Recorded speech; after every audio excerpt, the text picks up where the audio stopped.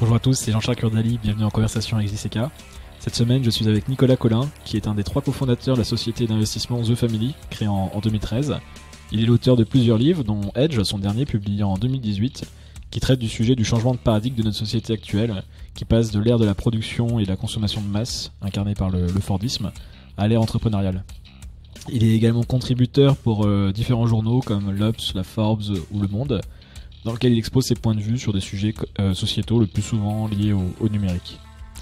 Dans cet épisode, on a abordé de nombreux sujets, comme notamment la musique, qui est une de ses grandes passions, avec en particulier le jazz, dont on a bien parlé, son parcours scolaire, qu'il a vu notamment passer par Sciences Po, Paris, l'ENA, son lien du coup avec la fonction publique, suite à l'ENA en tant que haut fonctionnaire, il a travaillé notamment en Inspection Générale des Finances, ses premières expériences entrepreneuriales, sa rencontre avec ses associés de The Family, l'histoire de l'entreprise, et tous les sujets liés à ces différents livres, à ces différents articles, le plus souvent liés à comment la société peut s'adapter à l'âge entrepreneurial au niveau de ses institutions. Donc aussi, c'est ce qu'il appelle The Great Safety Net.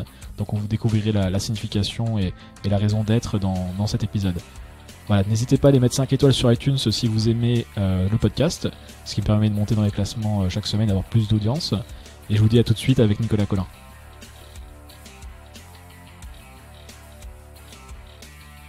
L'enregistrement, et puis si c'est bon pour toi, on peut commencer. Donc bonjour Nicolas. Bonjour. Bienvenue. Merci pour ton temps. Est-ce que tu peux te présenter brièvement déjà avant de rentrer dans le vif du sujet? Oui, bien sûr, je m'appelle Nicolas Collin. Je suis cofondateur et dirigeant de The Family, qui est une société pan-européenne d'investissement dans des startups early stage. Et j'habite à Londres avec mon épouse et mes 2 enfants. Et voilà, en gros. Et j'écris beaucoup, des articles, des livres. Très bien. Et donc du coup, moi j'avais pas mal de choses à voir avec toi et je voulais commencer par quelque chose qui date de ton enfance. C'est que j'ai cru comprendre que tu étais passionné de musique. Est-ce que tu peux nous expliquer un petit peu justement d'où te vient cette passion de la musique? Alors oui, bien sûr. Donc moi j'ai été élevé par des parents musiciens. Mes parents se sont rencontrés parce qu'ils étudiaient tous les deux la musique, et étudiant la musique à l'époque, ils avaient 17-18 ans en 68, ils étaient un peu en rupture avec leur milieu familial. Donc pour eux, devenir musicien, c'était aussi une forme d'émancipation et d'exploration. Et ils avaient tous les deux une approche un peu innovante de la musique, c'est-à-dire ils s'intéressaient aux méthodes pédagogiques nouvelles, à la pratique d'ensemble, par opposition à la façon très traditionnelle et académique d'enseigner la musique dans ce pays où on commence par faire du solfège, puis on apprend un premier instrument, puis beaucoup plus tard on joue dans un orchestre, etc. Et comment on fait quand on fait pas le solfège, du coup on commence comment? On a un instrument entre les mains, et puis on commence à jouer, et puis on joue avec d'autres, et puis on s'écoute les uns les autres, et au bout d'un moment, le besoin du solfège se fait sentir, c'est-à-dire on a besoin de savoir lire les notes, de comprendre les accords, les tonalités, etc. Mais on apprend en faisant, voilà. Par opposition, on commence par apprendre et ensuite on fait. Et donc mes parents c'était ça, et voilà. Et donc mes frères et sœurs et moi, c'était élevés dans cette famille. C'était impensable de pas faire de la musique nous-mêmes. Donc on a tous été mis à des instruments de musique assez tôt. Et c'était d'autant plus facile pour mes parents que mon père, son métier, c'était directeur d'école de musique. Donc on allait tous à l'école de musique de papa, en fait, où on avait une place sans avoir à intriguer, à remplir des dossiers, etc. Tout était très facile. Et on avait un peu le choix de l'instrument. Et en plus, mon père, qui connaissait tous les enseignants, disait faut plutôt aller avec un tel qu'avec un tel, ou faut plutôt faire tel instrument parce que le prof de tel instrument n'est pas très bon, etc. Et donc on a été très bien orientés, très bien pris en main, mais aussi laissé assez libre, mes frères et sœurs et moi, de choisir quel instrument on voulait jouer et quel genre de musique. Donc moi j'ai d'abord été mis au piano quand j'avais 6-7 ans. Le piano, c'est une très bonne formation de base, ça permet de bien comprendre les notes, les accords, on voit les notes littéralement, on appuie sur les touches. C'est une approche très imagée de la musique, en fait, le piano. Ensuite, j'ai joué de la clarinette pendant 2 ans, et puis ça m'a un peu ennuyé, et j'ai commencé à m'intéresser au jazz. Je sais pas trop pourquoi, parce que on a dû m'emmener à des concerts de jazz. J'ai été impressionné par l'énergie de cette musique-là. Et donc dans le jazz, il y a un instrument assez central qui est le saxophone. Donc j'ai joué du saxophone. Et puis ça m'a pas non plus passionné. Et un jour, j'ai vu je crois dans un ou plusieurs concerts, j'ai vu des bassistes en fait, et j'étais toujours fasciné par les bassistes et par la guitare basse. Et donc j'ai supplié mon père de m'acheter une guitare basse et de switcher du saxophone à la guitare basse. Et donc à l'âge de 14-15 ans, je suis devenu bassiste et c'est devenu mon instrument de prédilection. Et du coup, t'as continué et le jazz, du coup, quand tu parles souvent de Miles Davis, justement, ça a été une inspiration pour toi, si j'ai bien compris. Tu peux nous expliquer en quoi? Ouais. En fait, moi j'ai une sorte d'approche des sujets. Quand un sujet m'intéresse, j'ai tendance à essayer de trouver plein d'informations sur ce sujet, à tout absorber. Et donc, quand je suis rentré dans le jazz, en fait, ma mère, à l'époque, avait vu que ça m'intéressait beaucoup. Donc, j'habitais avec ma mère à l'époque. Et dans la ville où j'ai grandi, qui est Le Havre, il y avait une école de jazz. Et ma mère, pour des raisons historiques, parce que, enfin bref, elle connaissait les gens, elle avait pas trop envie de me mettre au conservatoire du Havre. Et donc, et comme moi, j'étais intéressé par le jazz, elle a dit, bon, bah, c'est très bien, ça nous permet d'échapper à ce conservatoire que j'aime pas trop. Et donc, je vais t'inscrire à l'école de jazz. Et donc, j'ai été pris en main par des professeurs de jazz, par des musiciens de jazz qui m'ont appris, voilà, la théorie, la pratique, l'improvisation, les standards, qui m'ont fait découvrir les différents interprètes. Et puis, mais comme tout ça m'intéressait beaucoup, j'ai aussi emprunté des livres à la bibliothèque sur le jazz, sur l'histoire du jazz. Et puis, j'ai découvert toute une littérature qui m'a passionné pendant assez longtemps, qui sont les biographies de musiciens de jazz, c'est-à-dire des livres qui ont été écrits sur la vie de Charlie Parker, la vie de Charles Mingus et la vie de Miles Davis. Et le livre qui m'a le plus marqué, probablement, c'est l'autobiographie de Miles Davis, qui est un grand livre, en fait, assez reconnu. T'as le nom du livre, enfin, c'est facile à trouver, j'imagine. C'est très facile, ça s'appelle Miles, l'autobiographie. Ok. Et c'est un livre donc il a écrit avec l'aide d'un co-auteur, plutôt vers la fin de sa vie, c'est-à-dire dans les années 80, à la fin des années 80. Mais c'est un livre, c'est très brut de décoffrage, c'est-à-dire il écrit comme il parle, il emploie des gros mots, et surtout il fait partager à ses lecteurs sa rage voilà, d'avoir été un noir aux États-Unis, opprimé, marginalisé, pris de haut par une industrie musicale qui était quand même dirigée majoritairement par des blancs, etc. Et que justement lui, tout son parcours de musicien de jazz, d'improvisateur et d'innovateur, parce qu'il a exploré plein de styles musicaux différents, c'était pour reprendre du pouvoir face à cette société qui était tellement hostile pour les gens comme lui, pour les noirs en fait.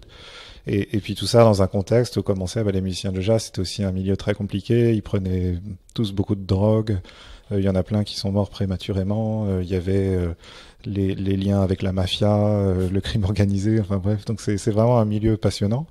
Voilà, et je pense que Miles Davis, je me suis pris de passion pour lui parce que c'était un personnage contemporain. Contrairement aux autres, il est pas mort jeune, même s'il est parti un peu prématurément. Donc il vivait encore quand j'étais petit, quand j'apprenais le jazz. Mon père l'a vu en concert à la Villette, je crois. M'avait raconté ça. On pouvait voir des émissions sur lui à la télé, donc c'était une star contemporaine pour moi. Voilà. Et parce que du coup le jazz, donc c'est une musique qui était inventée par les Noirs, ou c'était pas du tout, il y a pas du tout de culture noire par rapport à la base. Enfin, je connais pas trop l'histoire. Je me souviens juste qu'il y a la Nouvelle-Orléans qui est assez connue aux États-Unis par rapport à ça. Oui, le jazz, il y a plusieurs grandes vagues en fait. Le jazz, ça vient du blues. Le blues, c'est la musique que les Noirs jouaient et pratiquaient pour se consoler de la dureté des travaux dans les champs de coton dans le sud des États-Unis, pour faire simple. Et donc c'est une musique un peu, le blues, c'est une complainte. Le blues, c'est pas pour rien qu'on dit j'ai le blues, etc. C'est que voilà, on souffre, on se sent mal, mais voilà, pour écluser sa souffrance, on va chanter sa complainte et s'accompagner d'accords très simples. Et donc le blues, c'est structuré autour de ces structures très simples. Et donc les musiciens noirs, qui étaient des musiciens de blues, ont commencé autour de ces structures très simples qui sont assez vite devenues normalisées. Ils ont commencé d'essayer d'improviser autour, d'innover, d'enrichir, de contourner, et de proche en proche, tout ça, ça a fini par donner le jazz. Et donc le jazz, après, il y a plusieurs générations. Il y a le jazz de la Nouvelle-Orléans, qui est le jazz des années 20, en gros. Après, il y a une époque qu'on appelle le swing, qui est dominée par les grands orchestres de jazz, c'est-à-dire c'est une musique qui a commencé à devenir populaire et donc c'est devenu un business en fait. Et donc il y avait des grands musiciens comme Duke Ellington ou Count Basie qui formaient des grands orchestres de jazz, qui faisaient des tournées dans tous les États-Unis pour divertir un public plutôt aisé. Et avec une dimension un peu de spectacle, parce que quand on a 30, 40 musiciens sur scène, voilà, ça dépote en fait. C'est très impressionnant. Et ensuite, le jazz a migré dans les années 40-50 vers les clubs de jazz, donc à New York, qui était vraiment qui est vraiment devenue la capitale du jazz. Et donc, les groupes se sont réduits en taille. On est revenu à des formats de type quintet, quartet ou trio. Et ces gens-là jouaient dans les clubs de jazz, c'est-à-dire plutôt dans des sous-sols, sur des petites estrades, devant un public qui mangeait, buvait, etc. Et c'est là qu'est né ce qu'on a appelé le bebop. Le bebop, c'était un jazz qui s'envolait vers des niveaux de technicité absolument époustouflants. Donc c'était joué par des virtuoses qui improvisaient sur des tempos très rapides, avec des grilles d'accords qui changeaient tout le temps, qui devaient s'écouter en permanence, maintenir la tension, etc. Et donc quelqu'un comme Miles Davis, il a fait son apprentissage voilà, dans les clubs de jazz de New York dans les années 50, où il y avait donc des gens très connus que tout le monde venait écouter, mais il y avait aussi des scènes ouvertes qu'on appelait des jam sessions, où en fait, voilà, si on voulait se lancer dans la carrière de musicien de jazz, la chose à faire, c'était aller dans les clubs où se passaient les jam sessions, prendre un ticket pour prendre son tour et monter sur scène quand c'était son tour, et là on improvisait. Soutenu par la section ouvert à tous rythmique, comme le stand-up le maintenant, batteur, ouais. le bassiste, voilà, le contrebassiste, et on improvisait et il fallait pas se louper parce que tous les gens étaient là à écouter, à jauger, etc. Et si vous impressionnez la salle, bah quelqu'un venait vous voir derrière en disant bah tu pourrais rejoindre mon quintet. D'ailleurs j'ai un gig demain soir. Mon trompettiste est parti, donc viens le remplacer s'il te plaît. Tu m'as l'air assez bon, etc. Voilà, donc il y avait ce petit écosystème en fait, voilà, le moyen de se faire repérer, qui se repéraient les uns les autres, qui s'appariaient, mais dans un milieu assez étouffant. C'est-à-dire le jazz, c'est de la créativité exacerbée, centrée sur l'improvisation, parce que les gens ont quelque chose à faire sortir. En fait, ils sont étouffés dans la grande ville qui est New York, qui est polluée, qui est très dense. Ils sont étouffés encore plus parce qu'ils s'enferment dans des sous-sols enfumés qui sont les clubs de jazz. Et voilà, et de cette tension qui s'impose eux-mêmes sort une grande créativité. Et t'en fais un parallèle même, j'avais lu par rapport à l'entrepreneuriat. Tu disais justement Miles Davis était un petit peu, enfin ça peut inspirer les entrepreneurs d'une certaine manière, pardon. Bah, Miles Davis, il y a plein de choses hein, dont moi je réalise dans le monde de l'entrepreneuriat que tout ce que j'ai appris en faisant du jazz, ça me sert beaucoup aujourd'hui. L'une des choses, c'est cette passion de l'innovation, c'est-à-dire je reconnais mon tempérament. Miles Davis, c'est quelqu'un qui s'est jamais reposé sur ses lauriers, qui a jamais vécu de sa rente. Il était très connu, il est devenu une star, et il conduisait des Porsche, il sortait avec des belles femmes, etc. Mais il a jamais passé plus de 5 à 10 ans dans le même style, en fait. Il a régulièrement viré ses musiciens, recruté des jeunes musiciens pour explorer des nouveaux styles musicaux. Et ce faisant, il a tiré le jazz et fait évoluer le jazz vers d'autres colorations, d'autres tonalités, d'autres approches, d'autres rythmes. Et il a fait ça plusieurs fois. Il a quitté le bebop dans les années 50-60, il a exploré ce qu'on a appelé le jazz rock à partir des années 70. Après, dans les années 80, il a joué du jazz plus électronique, en fait, et plus populaire. Et donc, il a montré, voilà, ce que c'était qu'être un vrai musicien de jazz. C'est toujours explorer des nouveaux terrains, des nouveaux registres. Et la deuxième chose, moi, qui m'a beaucoup servi et que j'ai appris à faire en jazz, c'est l'improvisation. Alors, le jazz, c'est pour ceux qui connaissent pas bien la musique, donc le jazz, il y a un tempo que et la mission de tenir le tempo, c'est la mission de 2 musiciens dans le groupe de jazz, c'est le batteur et le contrebassiste ou le bassiste. Et ceux-là, ils portent le reste du groupe avec un tempo qui doit être tenu très rigoureusement, parce que c'est quand on tient le tempo que ça donne envie de danser, en fait. C'est absolument crucial. C'est la différence entre la musique classique où on fait varier le tempo et du coup ça donne pas envie de danser, alors que dans le funk ou la dance music ou la techno, c'est parce que le tempo est tenu que ça donne envie de danser. Et ensuite, par-dessus ça, donc il y a le pianiste qui rajoute des accords, donc des colorations, des tonalités. Et par-dessus ça, il y a les solistes qui vont improviser. Et ils vont improviser en suivant une grille d'accords, c'est-à-dire les accords changent, un par mesure, ou 2 par mesure, ou 4 par mesure. Et il faut improviser, donc il faut inventer des mélodies qui s'accordent bien à l'accord du moment et qui suivent le tempo. Et, et la section rythmique n'attend pas, c'est-à-dire si on se plante, il faut faire une petite pause et reprendre au bon moment. Et donc ça c'est un apprentissage que j'ai fait par la pratique et qui me sert beaucoup aujourd'hui, c'est-à-dire j'ai pas peur de... Voilà, je fais une... j'ai faire une erreur et de l'incertitude. Quand je prends la parole, en général, j'ai rarement des notes sous les yeux. J'ai une trame dans la tête qui est l'équivalent d'une grille d'accords dans le jazz, et ensuite là-dessus, j'improvise et la plus grande qualité d'un improvisateur, c'est l'écoute. C'est-à-dire, une improvisation est réussie si on écoute les musiciens qui nous accompagnent pour essayer de faire résonner ce qu'on joue avec ce que eux ils sont en train de jouer. Et donc les musiciens de jazz, c'est des grands professionnels de l'écoute. Ils sont à l'affût en permanence de micro-signaux qui s'envoient les uns les autres. Ils sont des signaux sonores, des signaux visuels, des petits clins d'œil, des mouvements de la tête pour faire varier la musique sans qu'il y ait un plan prédéfini, en fait. Ok, bah c'est passionnant. On voit que c'est un sujet entier que tu maîtrises bien. Oui, enfin, j'en ai beaucoup fait et j'ai beaucoup lu. À l'époque, j'en fais moins maintenant, mais voilà. Et en parallèle de ça, du coup, pendant tes études, ensuite, tu as fait de l'informatique. Tu disais quelque chose qui était intéressant dans ton dernier livre, que tu avais créé, ce background d'ingénieur t'avait permis de créer des systèmes pour pouvoir apprendre potentiellement sur n'importe quel sujet, j'imagine. Est-ce que tu peux nous expliquer un petit peu justement quel est ce système, comment ça se matérialise? Oui, alors après, je sais pas, c'est un peu la rencontre, je pense, entre mon état d'esprit ou ma façon de penser et puis le système scolaire français. Mais donc moi, quand j'étais adolescent, donc à partir du moment où je me suis joué à jouer de la basse, je suis vraiment devenu passionné de musique. J'ai commencé à passer plusieurs heures par jour à pratiquer la musique. Je pratiquais chez moi, je jouais avec un groupe, parfois deux groupes en parallèle. Et à un moment donné, je m'étais dit, tiens, comme mes parents, je voudrais devenir musicien professionnel. Et donc à cette époque-là, en plus de la basse, je me suis mis à apprendre la contrebasse. J'ai été au conservatoire pour apprendre la musique classique.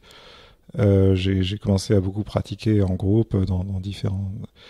Voilà. Et puis finalement, je sais pas pourquoi, comment, probablement que trop de gens m'ont envoyé des signaux négatifs, mais à un moment donné, je me suis laissé décourager de poursuivre cette voie qui était assez ambitieuse, où les gens m'avaient expliqué, en gros, pour devenir musicien professionnel, il faut aller aux États-Unis, dans les meilleures écoles, la Berkeley, la Juilliard, etc. Donc c'était mon plan, et puis finalement, j'ai complètement laissé tomber. Et je me suis laissé porter par le fait que j'étais assez bon élève, malgré tout, au collège, au lycée. Et donc, quand on est bon élève, dans le système français, on est porté, en fait, par le système.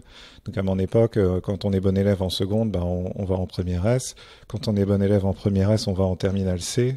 C'était le bac C, c'était le bac de mathématiques à l'époque. Quand on est bon élève en terminale C, on présente un dossier en prépa. Et donc, de proche en proche, je suis arrivé en maths sup. En maths sup, j'ai beaucoup aimé faire des maths. J'ai détesté faire de la physique et de la chimie. J'ai quand même poursuivi en maths P, mais étant assez mauvais en physique-chimie, c'était impossible pour moi d'avoir les meilleures écoles. Mais vraiment, j'aimais beaucoup les maths, ça correspondait très bien à mon état d'esprit, et donc j'ai finalement une école qui était Télécom Bretagne, où là, ce qui m'a intéressé, c'était l'informatique. Et parce que l'informatique, c'est comme les maths, c'est des systèmes de logique, une rigueur, des démonstrations logiques, enfin bref. Voilà. Donc, mais tout ça, c'était vraiment le résultat d'être bon en maths, voilà, et se laisser porter par le système sans bien savoir quelles sont les différentes options. Et du coup, mais comment ça te sert justement? Parce que je sais pas si tu veux apprendre un sujet qui a rien à voir avec les maths ou la physique, enfin peu importe le sujet, je sais pas, la blockchain ou peu importe. Comment tu utilises ces compétences en fait concrètement sur un sujet? Je pense que c'est juste une manière de penser, c'est-à-dire quand moi j'aborde un phénomène, je me dis je vais essayer de comprendre ce phénomène, j'essaie de découper ce phénomène en composants élémentaires, de comprendre les forces qui s'exercent entre les composants, de voir lesquels se renforcent, lesquels se compensent, etc. Donc j'ai une vision très physique en fait et très mécanique de ce que j'observe et qui fait vraiment écho à ce qu'on apprend dans les écoles d'ingénieurs. Enfin, dans les écoles d'ingénieurs, on apprend des choses techniques, mais surtout on apprend une sorte de rationalité de la résolution de problèmes par la combinaison d'éléments qui ensemble forment un système et deviennent un produit éventuellement. Donc, je dirais pas que je me suis beaucoup servi de mes compétences d'ingénieur, mais je reconnais dans ma façon aujourd'hui d'aborder les problèmes l'une des choses que j'ai bien aimées dans ma formation d'ingénieur, mais qui probablement était présent bien avant ça, en fait. D'accord. Et après, du coup, donc pendant cette formation, malheureusement, il y a eu la bulle de l'an 2000. Dans les startups, il y a eu une grosse bulle. Et là, c'est là où tu as commencé à t'intéresser à la politique. Qu'est-ce qui a fait que tu as commencé à t'intéresser plus spécifiquement à la politique? Non, la politique, je m'y intéressais depuis longtemps. D'une certaine manière, le jazz, c'est assez politique, parce que les musiciens de jazz, c'est des gens assez radicaux et assez engagés. Qui sont pris dans des conflits raciaux, sociaux dans la société américaine. Le jazz est né aux États-Unis parce que les Noirs étaient opprimés, tout simplement. Et donc je pense que il y avait ça. Après, il y avait dans mon entourage des gens assez politisés. Mes parents eux-mêmes. J'avais un oncle en Allemagne qui était d'une catégorie très particulière. C'était un communiste d'Allemagne de l'Ouest. Il n'y en avait pas beaucoup, mais donc c'était quelqu'un. Donc bref, j'ai été éduqué dans cet environnement où la politique c'était quelque chose d'important et plutôt sur un mode révolte protestataire. Contre le système existant. Ouais. Voilà, contre le système existant. Donc c'est quelque chose qui était présent. Après, je me souviens vaguement, quand j'étais ado, de lire régulièrement le Nouvel Observateur qui traînait chez mes parents, Télérama, etc. Et je m'intéressais à la politique. J'avais cette passion de retenir les noms des gens, qui est qui. J'aime beaucoup... Et ça aussi, ça me vient du jazz d'ailleurs, parce que j'écoutais beaucoup de disques de jazz, que j'empruntais à la discothèque, je regardais les noms des musiciens, et je reconnaissais que certains musiciens se retrouvaient sur plusieurs disques, et à la fin, j'avais une sorte de base de données dans la tête de tous les bassistes, tous les batteurs, qui avait joué avec qui, à quelle époque, etc. Ce qui est important en politique, bien sûr. Voilà, et en politique, c'est pareil, on finit par retrouver les mêmes noms, qui est qui a fait quoi, qui s'est lié avec qui fait quoi. Donc ça m'intéressait pour toutes ces raisons-là. Mais bon, c'était un peu dormant. Et ce qui s'est passé, donc quand j'étais en école d'ingénieur, beaucoup de gens arrivent en école d'ingénieur comme moi, c'est-à-dire ils sont portés par leurs bons résultats scolaires, par un système qui les sélectionne et qui les amène le plus loin possible. Mais ils arrivent là sans passion particulière pour les métiers vers lesquels on débouche quand on a fait une école d'ingénieur. Et heureusement, on a tous été positivement impressionnés quand on est arrivé à Télécom Bretagne à cette époque-là, entre 96 et 2000, parce que c'était la période de la première bulle des startups ou la première bulle technologique. Et donc, en gros, la direction de cette école nous accueillait en disant vous êtes sûrement arrivé là par hasard, mais vous avez une chance extraordinaire parce que le nouveau monde qui est en train de se construire devant vous, c'est un monde où les technologies numériques vont être les plus importantes. Et ces technologies, c'est précisément celles-là qu'on enseigne dans cette école-là, Télécom Bretagne. Donc, vous êtes au bon endroit, au bon moment. Des opportunités extraordinaires vous attendent. Et on était connecté à Internet en plus à cette époque-là. On était parmi les rares privilégiés en France à avoir un accès au débit. Donc c'était un Internet qui était beaucoup plus sommaire et rudimentaire qu'aujourd'hui. Il y avait pas de vidéos, il y avait très peu d'images, il y avait les sites web, il y en avait peut-être quelques milliers tout au plus. Mais on avait accès à tout, donc on explorait, on apprenait des choses sur ce monde étrange, encore mal compris des startups qui grandissaient dans la Silicon Valley, etc. Et donc beaucoup de gens ont été pris d'enthousiasme, c'est-à-dire ils disaient je savais pas trop ce qui m'attendait, mais j'ai la chance extraordinaire d'être au milieu de quelque chose d'incroyable. Et je vais pouvoir saisir ces opportunités en prenant des jobs passionnants dans des boîtes qui innovent, etc. Donc on s'est tous laissé griser par cette image-là pendant notre scolarité à Télécom Bretagne. Et quand on est sorti de Télécom Bretagne, ceux qui sont sortis en 99 et ceux qui sont sortis en 2000, ils se sont pris dans la figure l'explosion de la bulle qui a rayé d'un trait de plume tout ce nouveau monde qui s'était dessiné sous leurs yeux. Et donc tout ça ayant disparu, les élèves ingénieurs, une fois diplômés, se retrouvaient avec des débouchés qui tout d'un coup n'avaient pas l'air très sexy. C'était aller travailler pour des opérateurs télécoms comme France Télécom ou CGTEL, ou pour des équipementiers comme Nokia, Ericsson, Alcatel, ou pour les SS2I, encore pire, et donc qui existait déjà à l'époque, qui existait déjà à l'époque, et qui était un gros vivier de recrutement, enfin qui était un gros recruteur à la sortie de Télécom Bretagne. Et donc en fait, ce contraste a joué sur le moral de pas mal de gens. C'est-à-dire, ces gens s'étaient préparés pendant des années à rejoindre le monde extraordinaire des startups. Et quand ils sont finalement arrivés sur le marché du travail, on leur a dit « Mauvaise nouvelle, c'est terminé, on ferme le rideau, maintenant il faut revenir aux débouchés plus traditionnels. » Et donc ça a eu un effet un peu dépressif sur pas mal de gens. Et en fait, la plupart ont réagi en disant bon bah puisque c'est comme ça, je vais continuer mes études. Et beaucoup de gens ont bifurqué en disant bah je vais aller faire une école de commerce qui va me permettre de m'extirper de ces métiers de l'ingénierie qui de toute façon m'intéressent pas trop. Et puis moi, j'étais un peu l'exception dans ce petit groupe-là, c'est-à-dire au lieu d'aller faire une école de commerce, j'ai été faire Sciences Po. Enfin, j'ai tenté de rentrer à Sciences Po et j'ai été pris parce que je m'intéressais un peu vaguement à la politique et que j'étais aussi, je pense, inspiré par cette espèce de sens du service public, voilà, qui irrigue les élites françaises, en fait, ou enfin bref, cette tradition qui dit que quand on excelle à l'école, le débouché le plus prestigieux, c'est de rejoindre la haute fonction publique. Donc je m'étais dit, après tout, pourquoi pas, ça coûte rien de tenter. Pourquoi pas essayer, ouais. Je peux tenter de rentrer à Sciences Po, et si je rentre à Sciences Po, je pourrais tenter de rejoindre ce monde-là, la haute fonction publique, et comme ça, j'arriverai dans cet univers qui m'intéresse, mais que je connaissais que par la lecture, qui est la politique.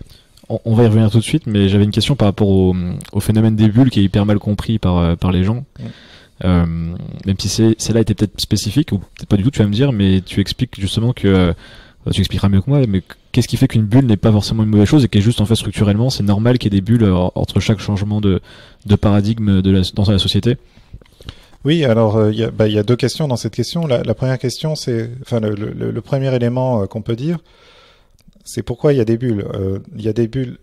Les bulles technologiques, c'est quand une nouvelle technologie apparaît, que un premier groupe de gens pressent qu'il y a des choses extraordinaires à faire avec cette technologie, mais on n'y comprend pas encore grand-chose. Donc la seule manière de comprendre vraiment ce qui se passe, c'est d'essayer des choses.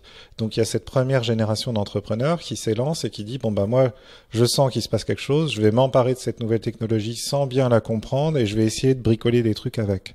Et comme personne n'y comprend rien, et derrière eux il y a des investisseurs qui se disent oh là là, cette personne a l'air d'avoir compris un truc et il y a l'air d'avoir des millions de dollars à la clé. Donc moi, je vais investir, je vais la soutenir, même si je comprends absolument rien à ce qu'ils sont en train d'essayer de faire. Donc on a tout ce groupe de gens en fait qui s'entraînent les uns les autres dans le déploiement de capital et d'énergie et d'efforts pour construire des nouvelles entreprises avec cette nouvelle technologie. Mais la réalité, c'est que personne n'y comprend rien et qu'on est dans un processus de découverte.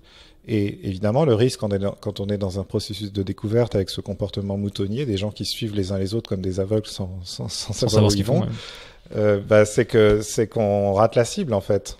On vise un peu à côté, on vise trop haut, et donc on lève trop d'argent, et en fait, on n'arrive pas à réaliser la valeur. Et donc là, voilà, c'est là que la bulle explose. Et quand la bulle explose, il y a un certain nombre de gens, la majorité, qui disent on s'est fait avoir, c'était n'importe quoi tout ça, une illusion, un mirage, etc. On referme la parenthèse et on reprend une vie normale. Et puis il y a d'autres gens, la minorité, qui sont les plus smart, qui disent non, la bulle a explosé parce que on n'avait pas ajusté tout à fait les paramètres, parce qu'on comprenait pas encore très bien ce qu'on était en train de faire.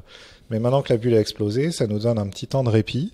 Pendant ce temps de répit, on va pouvoir réfléchir un peu, analyser, débriefer tout ce qui s'est passé. Et par ailleurs, la bulle laisse des actifs en place, en fait. C'est-à-dire quand la bulle explose, les entreprises font faillite, mais il y a un certain nombre d'actifs immobilisés qui restent là. Et notamment à l'époque de la première bulle Internet, il y avait eu le déploiement de toutes les infrastructures de télécom qui ont permis de connecter les gens à haut débit. Et ça, on n'a pas débranché les câbles quand la bulle a explosé. Les câbles étaient là. Et donc voilà. Donc pendant quelques années, il y a juste un petit groupe de gens qui s'acharnent, qui disent non, on est vraiment sûr qu'il y a quelque chose à faire, c'est juste que on s'y est mal pris la première fois, mais une fois qu'on aura mieux compris, on va repartir du bon pied, et cette fois sur des bases beaucoup plus solides, et là, ça va marcher. J'ai rencontré pas mal de monde dans la blockchain récemment, et eux ils sont en plein dans ce qu'ils appellent l'hiver de la blockchain, donc je pense qu'on est un petit peu là-dedans, quoi. Il y avait le pari, à l'époque, les bulles, c'était pas bien compris, hein. Enfin moi, mon impression, c'est qu'il y a beaucoup d'économistes qui ont travaillé là-dessus, évidemment, mais que la compréhension populaire du phénomène des bulles date d'un livre qui a été écrit par une économiste qui s'appelle Carlota Pérez, qui s'appelle Révolution technologique et capital financier. Et ce livre, il a été lu, il est paru en 2002 d'abord. donc juste après l'explosion de la bulle, il parle de la bulle, il la remet en perspective historique, il explique que c'est pas la première fois que ça arrive, et que chaque fois que c'est arrivé, c'est reparti de plus belle quelques années après. Et donc les gens qui ont lu ce livre à l'époque ont été émerveillés, ils ont dit en fait, on avait l'impression que c'était déjà terminé, mais en fait ça ne fait que commencer. Et dans la blockchain, maintenant, enfin, les gens qui bossent dans l'économie numérique, ils ont tous lu Carlota Pérez, ou ils ont tous entendu des gens parler du modèle de Carlota Pérez. Donc maintenant, on connaît les bulles et on les regarde avec beaucoup plus de sérénité. Et le danger, c'est du coup d'être un peu trop optimiste. C'est dès qu'une bulle éclate, de se dire mais c'est pas grave, ça va quand même repartir, etc. Mais c'est peut-être ce qui va se passer dans la blockchain. Il y a pas de raison que ça se passe pas de la même manière. Mais après, donc ça, c'est pourquoi il y a des bulles. Et la principale raison pour laquelle il y a des bulles, c'est que on n'y comprend rien la première fois, et donc on est dans l'irrationalité, et ça finit par exploser, et on finit par bien comprendre, et là on repart de plus belle. La deuxième question, c'est les bulles sont vertueuses. Pourquoi? Alors les bulles sont vertueuses parce qu'elles attirent du capital dans ces choses qu'on comprend pas, et permettent d'investir dans des actifs que sinon personne n'aurait voulu financer. Et donc l'irrationalité, en fait, produit quelque chose, crée de la valeur, en fait, ce qui est assez contre-intuitif. Et aussi, ça redistribue les cartes, c'est-à-dire les bulles, ça permet à des entreprises de rentrer sur le marché avec énormément de capital et d'aller contester les positions dominantes des entreprises en place. S'il n'y avait pas les bulles, ça permettrait, les entrepreneurs pourraient pas s'emparer de cette surabondance de capital pour enfoncer les portes plus vite, ouvrir des brèches. Et je vais reprendre par rapport à ton parcours du coup académique. T'es allé à l'ENA après, juste parce que moi je connais pas grand chose à cette institution. Comment on y rentre déjà, et c'est quoi la vie au quotidien à l'ENA? Alors, donc je suis rentré à l'ENA après Sciences Po. En fait, j'ai fait des longues études entrecoupées d'expériences professionnelles. Donc quand j'étais à Télécom Bretagne, j'ai passé 1 an en année de césure à travailler chez Siemens à Munich en Allemagne, dans la division télécom qui a été vendue par la suite. Ensuite, avant de rentrer à Sciences Po, j'avais quelques mois de libre. J'ai travaillé plusieurs mois dans une SS2I. Donc j'ai une expérience en SS2I qui était assez tranquille, parce que je savais que j'étais admis à Sciences Po. Je l'avais pas dit à mon employeur. Et donc j'étais là en fait pour engranger les salaires et pour mettre un peu d'argent de côté avant de reprendre mes études à Sciences Po. Et ensuite, après Sciences Po, alors je voulais rentrer à l'ENA, mais donc l'ENA, on y rentre en passant un concours très difficile et très compétitif, parce qu'il y a beaucoup de candidats, peu d'admis. En gros, il y a 1000 candidats inscrits. Enfin, le concours que j'ai passé, l'ENA recrute par 3 concours différents. Elle recrute des jeunes étudiants qui viennent de finir leurs études et qui rentrent par ce qu'on appelle le concours externe. Elle recrute des fonctionnaires qui ont 5 ans d'expérience dans la fonction publique et qui veulent changer de voie ou monter en grade. Et ça, on appelle ça le concours interne. Et elle recrute des professionnels plus âgés du secteur privé ou du monde syndical ou associatif par ce qu'on appelle le 3e concours. Donc il y a ces 3 concours, externe, interne, 3e concours. Et au total, ces 3 concours amènent à l'ENA une centaine de personnes chaque année. Et pour cette centaine de personnes, ça correspond à... Il y a à peu près 1000 candidats inscrits, il y en a 600 qui se présentent à l'examen. Et donc il y a beaucoup d'écrémage, et c'est des gens en général très forts, qui ont fait 1, 2 grandes écoles, qui se sont préparés, entraînés pendant des années pour rentrer à l'ENA. Donc c'est assez compétitif. Parce qu'il y a bien plus que 1000 personnes qui veulent y rentrer tous les ans, mais il n'y en a que 1000 qui peuvent postuler. Oui, mais il y en a beaucoup qui se découragent parce qu'on leur fait comprendre que c'est trop dur pour eux, à tort, dans certains cas. Mais surtout, et par ailleurs, l'ENA, c'est un concours administratif parmi plein. C'est-à-dire, il y a plein de gens qui se disent, je veux rejoindre rejoindre ce qu'on appelle la fonction publique de catégorie A, c'est-à-dire les fonctionnaires qui ont des fonctions d'encadrement. Et l'ENA, c'est l'un des concours parmi tout cela, et c'est le concours le plus prestigieux qui donne accès aux carrières les plus reconnus. Et donc là, c'est vraiment les meilleurs des meilleurs qui, s'ils ont confiance en eux, présentent le concours de l'ENA, et voilà. Et tous ces gens sont en concurrence pour rentrer. Alors moi, j'ai tenté le concours de l'ENA à la fin de Sciences Po et j'ai pas réussi. C'est-à-dire j'ai été admis, j'ai passé les épreuves écrites, mais je me suis planté aux épreuves orales. Mais pas de beaucoup, c'est-à-dire il me manquait quelques points. Et donc le débrief de ça, c'était de dire bon bah j'ai le potentiel, ça mérite de retenter une deuxième fois, mais qu'est-ce que je vais faire pendant un an? Je vais pas retourner sur les bancs à Sciences Po, recommencer à suivre des cours. Donc là, j'ai fait un stage au ministère des Finances, à l'inspection générale des finances à Bercy, et pendant 6 mois. Et ensuite, j'ai été admis un peu par surprise à un concours que j'avais passé pour m'échauffer, pour rester bien échauffé, qui était un concours du Quai d'Orsay. Et donc j'ai rejoint le Quai d'Orsay comme diplomate. Et ensuite, j'ai repassé l'ENA et je suis arrivé à l'ENA. Voilà. Et donc à l'ENA, qu'est-ce qu'on fait? Ça dépend de l'année où on le passe, parce que l'ENA, elle se réforme sans cesse, elle change la scolarité, etc. Mais moi, à mon époque, c'était une scolarité assez simple. On passe une première année en stage, ce qui est pas mal, parce qu'après avoir travaillé très dur pour préparer un concours, c'est pas mal de revenir sur le terrain et de bosser, en fait. Et les stages, donc moi j'ai fait un premier stage auprès du préfet d'Eure-et-Loir à Chartres, donc j'étais une sorte de bras droit ou de fidèle adjoint du préfet qui m'emmenait un peu partout et me confiait des missions. Et le deuxième stage, je l'ai fait auprès de l'ambassadeur de France à Vilnius en Lituanie. Voilà, donc j'ai travaillé dans une ambassade. T'as une anecdote à raconter sur un des deux stages qui t'a marqué? Une anecdote. Je sais pas, Vilnius par exemple.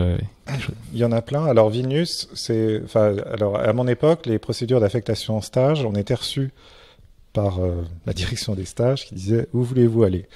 Alors moi j'avais dit j'aimerais bien une petite préfecture parce que moi j'avais toujours habité dans des grandes villes, donc ça m'intéressait d'aller explorer des territoires ou dans une plus petite ville, et donc Chartres c'était parfait de ce point de vue-là. Et pour l'ambassade, j'avais demandé les États-Unis, parce que moi je suis passionné depuis très longtemps par les États-Unis, par le jazz, mais aussi par la politique aux États-Unis. Mais j'avais à l'époque jamais voyagé de ma vie aux États-Unis. J'avais jamais mis les pieds là-bas. Donc j'ai dit, voilà, ce serait une occasion extraordinaire pour moi de réconcilier l'un de mes grands centres d'intérêt intellectuel avec une expérience pratique à l'ambassade de France à Washington. Et là, je me rappelle très bien, le gars qui était en face de moi, qui était le directeur des stages, a dit oui, là, les États-Unis, c'est pas mal, mais bon, je suis pas sûr que la place soit pas déjà prise. Que diriez-vous de la Russie? Et donc j'ai dit, bref, ça n'a absolument rien à voir. Donc non, je préférais vraiment les États-Unis. Et à la fin, donc ils disent merci monsieur, on vous tiendra informé. Et ils envoient une affectation qui en général n'a rien à voir avec ce que vous avez demandé. Ça fait partie des jeux pervers à l'ENA. Et donc j'ai été affecté à Vilnius, qui n'avait effectivement rien à voir avec les États-Unis. Mais finalement, j'ai été assez reconnaissant de cette surprise, qui avait l'air mauvaise au début, mais qui était en fait une bonne surprise, parce que j'ai fait l'expérience, je pense assez unique, de vivre dans un pays d'Europe de l'Est, anciennement communiste, qui venait juste de se libérer, de prendre son indépendance par rapport à l'Union soviétique et de se libérer du système communiste, mais dont il restait encore plein de traces, des traces dans les élites de la nomenclatura qui s'était réinventée en élite capitaliste. Les paysages qui sont incroyables, parce que Vilnius c'est une très belle ville, mais il y a un tout petit centre-ville charmant, historique, mais après on quitte Vilnius et on arrive dans ces immenses banlieues soviétiques avec des bars en béton gris, etc. Et puis dans la tête des gens, surtout leur mode de vie, leur mentalité, leur rapport au monde occidental, qui était un rapport à l'époque de fascination, genre on veut rejoindre le club, enfin on s'est libéré de... Et ce qui est assez étonnant, c'est que quand on est en Lituanie, donc les pires ennemis des Lituaniens, c'est les Russes, parce que les Lituaniens ont pris leur indépendance de l'Union soviétique, ils se sont libérés de l'emprise de la Russie, mais la Russie, évidemment, a la nostalgie de sa puissance passée et donc cherche à tout prix à reprendre l'initiative dans cette sphère d'influence que sont les pays baltes ou l'Ukraine ou que sais-je. Donc ça, c'est d'ailleurs très d'actualité tout ça. Et donc il y a cette pression constante des Russes qui titille les Lituaniens, et qui excite les sentiments de la minorité russe qui continue d'habiter en Lituanie. Bref, donc il y avait énormément de tensions. Et en fait, quand on habite en Lituanie, quand on bosse dans une ambassade en Lituanie, on en ressort d'abord avec une compréhension intime de ce qu'a été le communisme, de quelle a été la vie de ces gens pendant des décennies, à quel point c'était dur, absurde, euh, intolérable et aussi dans cette position géopolitique particulière qu'est la Lituanie, on en ressort avec une très très mauvaise image de la Russie. Donc quand je suis revenu, j'étais en gros assez anticommuniste et très très défiant vis-à-vis de la Russie et de sa politique de puissance. Et donc je suis assez reconnaissant parce que j'aurais jamais eu l'idée d'aller passer du temps dans ces pays-là. Mais en même temps, si j'y avais pas été, j'aurais pas fait cette expérience qui m'a fait comprendre beaucoup de choses sur le monde d'aujourd'hui, sur l'histoire, sur la géographie, etc.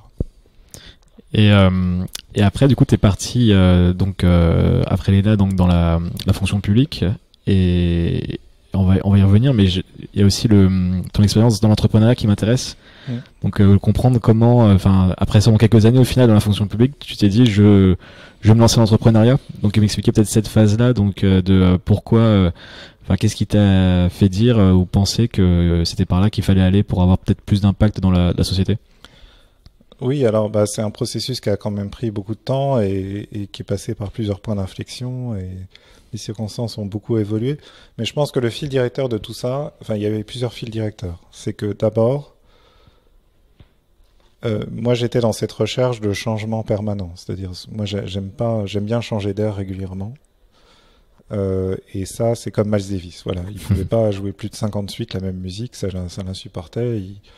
Il virait ses musiciens et il allait explorer d'autres terrains. Et donc moi, je suis pareil. Et je pense que c'est pour ça que j'ai été sensible à sa personnalité et son histoire. La deuxième chose, c'est que j'aime pas avoir de patron, j'aime pas recevoir des ordres. Ça m'insupporte. et donc... Et ça, c'est un fil directeur qui m'a amené à l'entrepreneuriat. Mais après, la troisième chose, c'est que moi, j'aime bien avoir de l'impact sur le cours des choses. En fait, l'idée de changer le monde ou d'aider, de contribuer à changer le monde, ça me séduit, même si ça a l'air un peu grandiloquent. Et tout le parcours que j'ai fait, faire Sciences Po, rentrer à l'ENA, c'était dans l'idée d'arriver dans des positions de responsabilité où on a la main sur les bons leviers, sur les bonnes manettes pour pouvoir effectivement. Donc t'as été frustré de certaine manière par. Et là, ouais, j'ai été un peu frustré, mais comme la plupart des gens qui arrivent là, c'est quand on prépare l'ENA, c'est tellement dur et tellement compétitif qu'on est obligé de mettre des œillères et de voir que les côtés positifs en fait. Donc on est obligé de se laisser griser par cette idée qu'on va faire des belles carrières et qu'on va changer le monde et qu'on va faire des choses extraordinaires. Et c'est seulement quand on atteint son objectif, c'est-à-dire on réussit le concours, on sort de l'ENA bien classé, on arrive enfin, et là on enlève les œillères, on regarde autour de soi, on s'aperçoit que c'est pas aussi extraordinaire que l'idée qu'on s'en faisait. Mais bon, c'est normal. Mais là, mais je pense que donc le corps que j'ai rejoint à la sortie de l'ENA, c'est un corps qui s'appelle l'Inspection Générale des Finances. Donc c'est une sorte de petit service qui est logé dans le ministère des Finances et dont la mission c'est de rédiger des rapports sur des sujets de politique publique compliquée. C'est-à-dire quand le ministre des Finances est confronté à un problème dur, de la fraude, une politique qui coûte trop cher et on n'arrive pas à faire des économies, ou bien une contrainte qu'il faut lever, etc. Les fonctionnaires ordinaires, en fait, qui sont pris par leur tâche quotidienne, n'ont pas le temps de se pencher sur ces problèmes compliqués. Ils sont trop pris par les affaires courantes. Donc ce que fait le ministre dans ces cas-là, il se tourne vers l'inspection des finances, il demande au chef ou à la chef du service de dire s'il vous plaît, formez ce qu'on appelle une brigade d'inspecteurs des finances pour qu'ils travaillent pendant plusieurs mois sur ce problème que personne n'arrive à régler et qu'ils me remettent un rapport avec une proposition. Voilà ce qu'on doit faire, monsieur le ministre, madame le ministre. Et donc les inspecteurs des finances, donc ce que j'ai fait pendant 4 ans à l'époque, ils passent leur temps à se pencher sur des problèmes et à proposer des solutions.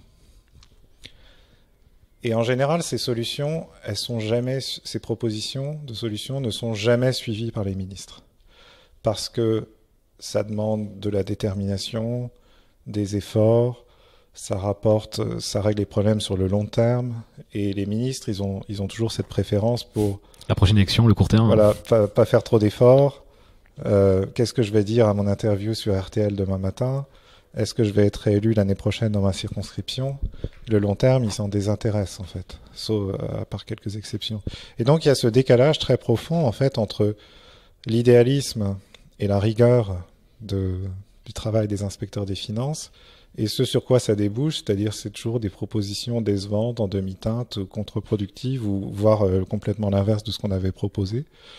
Parce que pendant que les inspecteurs des finances font des propositions étayées par des chiffres, des investigations, des déplacements, des enquêtes et tout ça, il y a des lobbies derrière qui font des propositions étayées par juste de la pression de lobbying, quoi. Et la victoire va souvent de ce côté-là. Donc en fait, les inspecteurs des finances, ils passent 4 ans à faire ça. Non, c'est la règle, on travaille 4 ans là-bas. Ça s'appelle la tournée.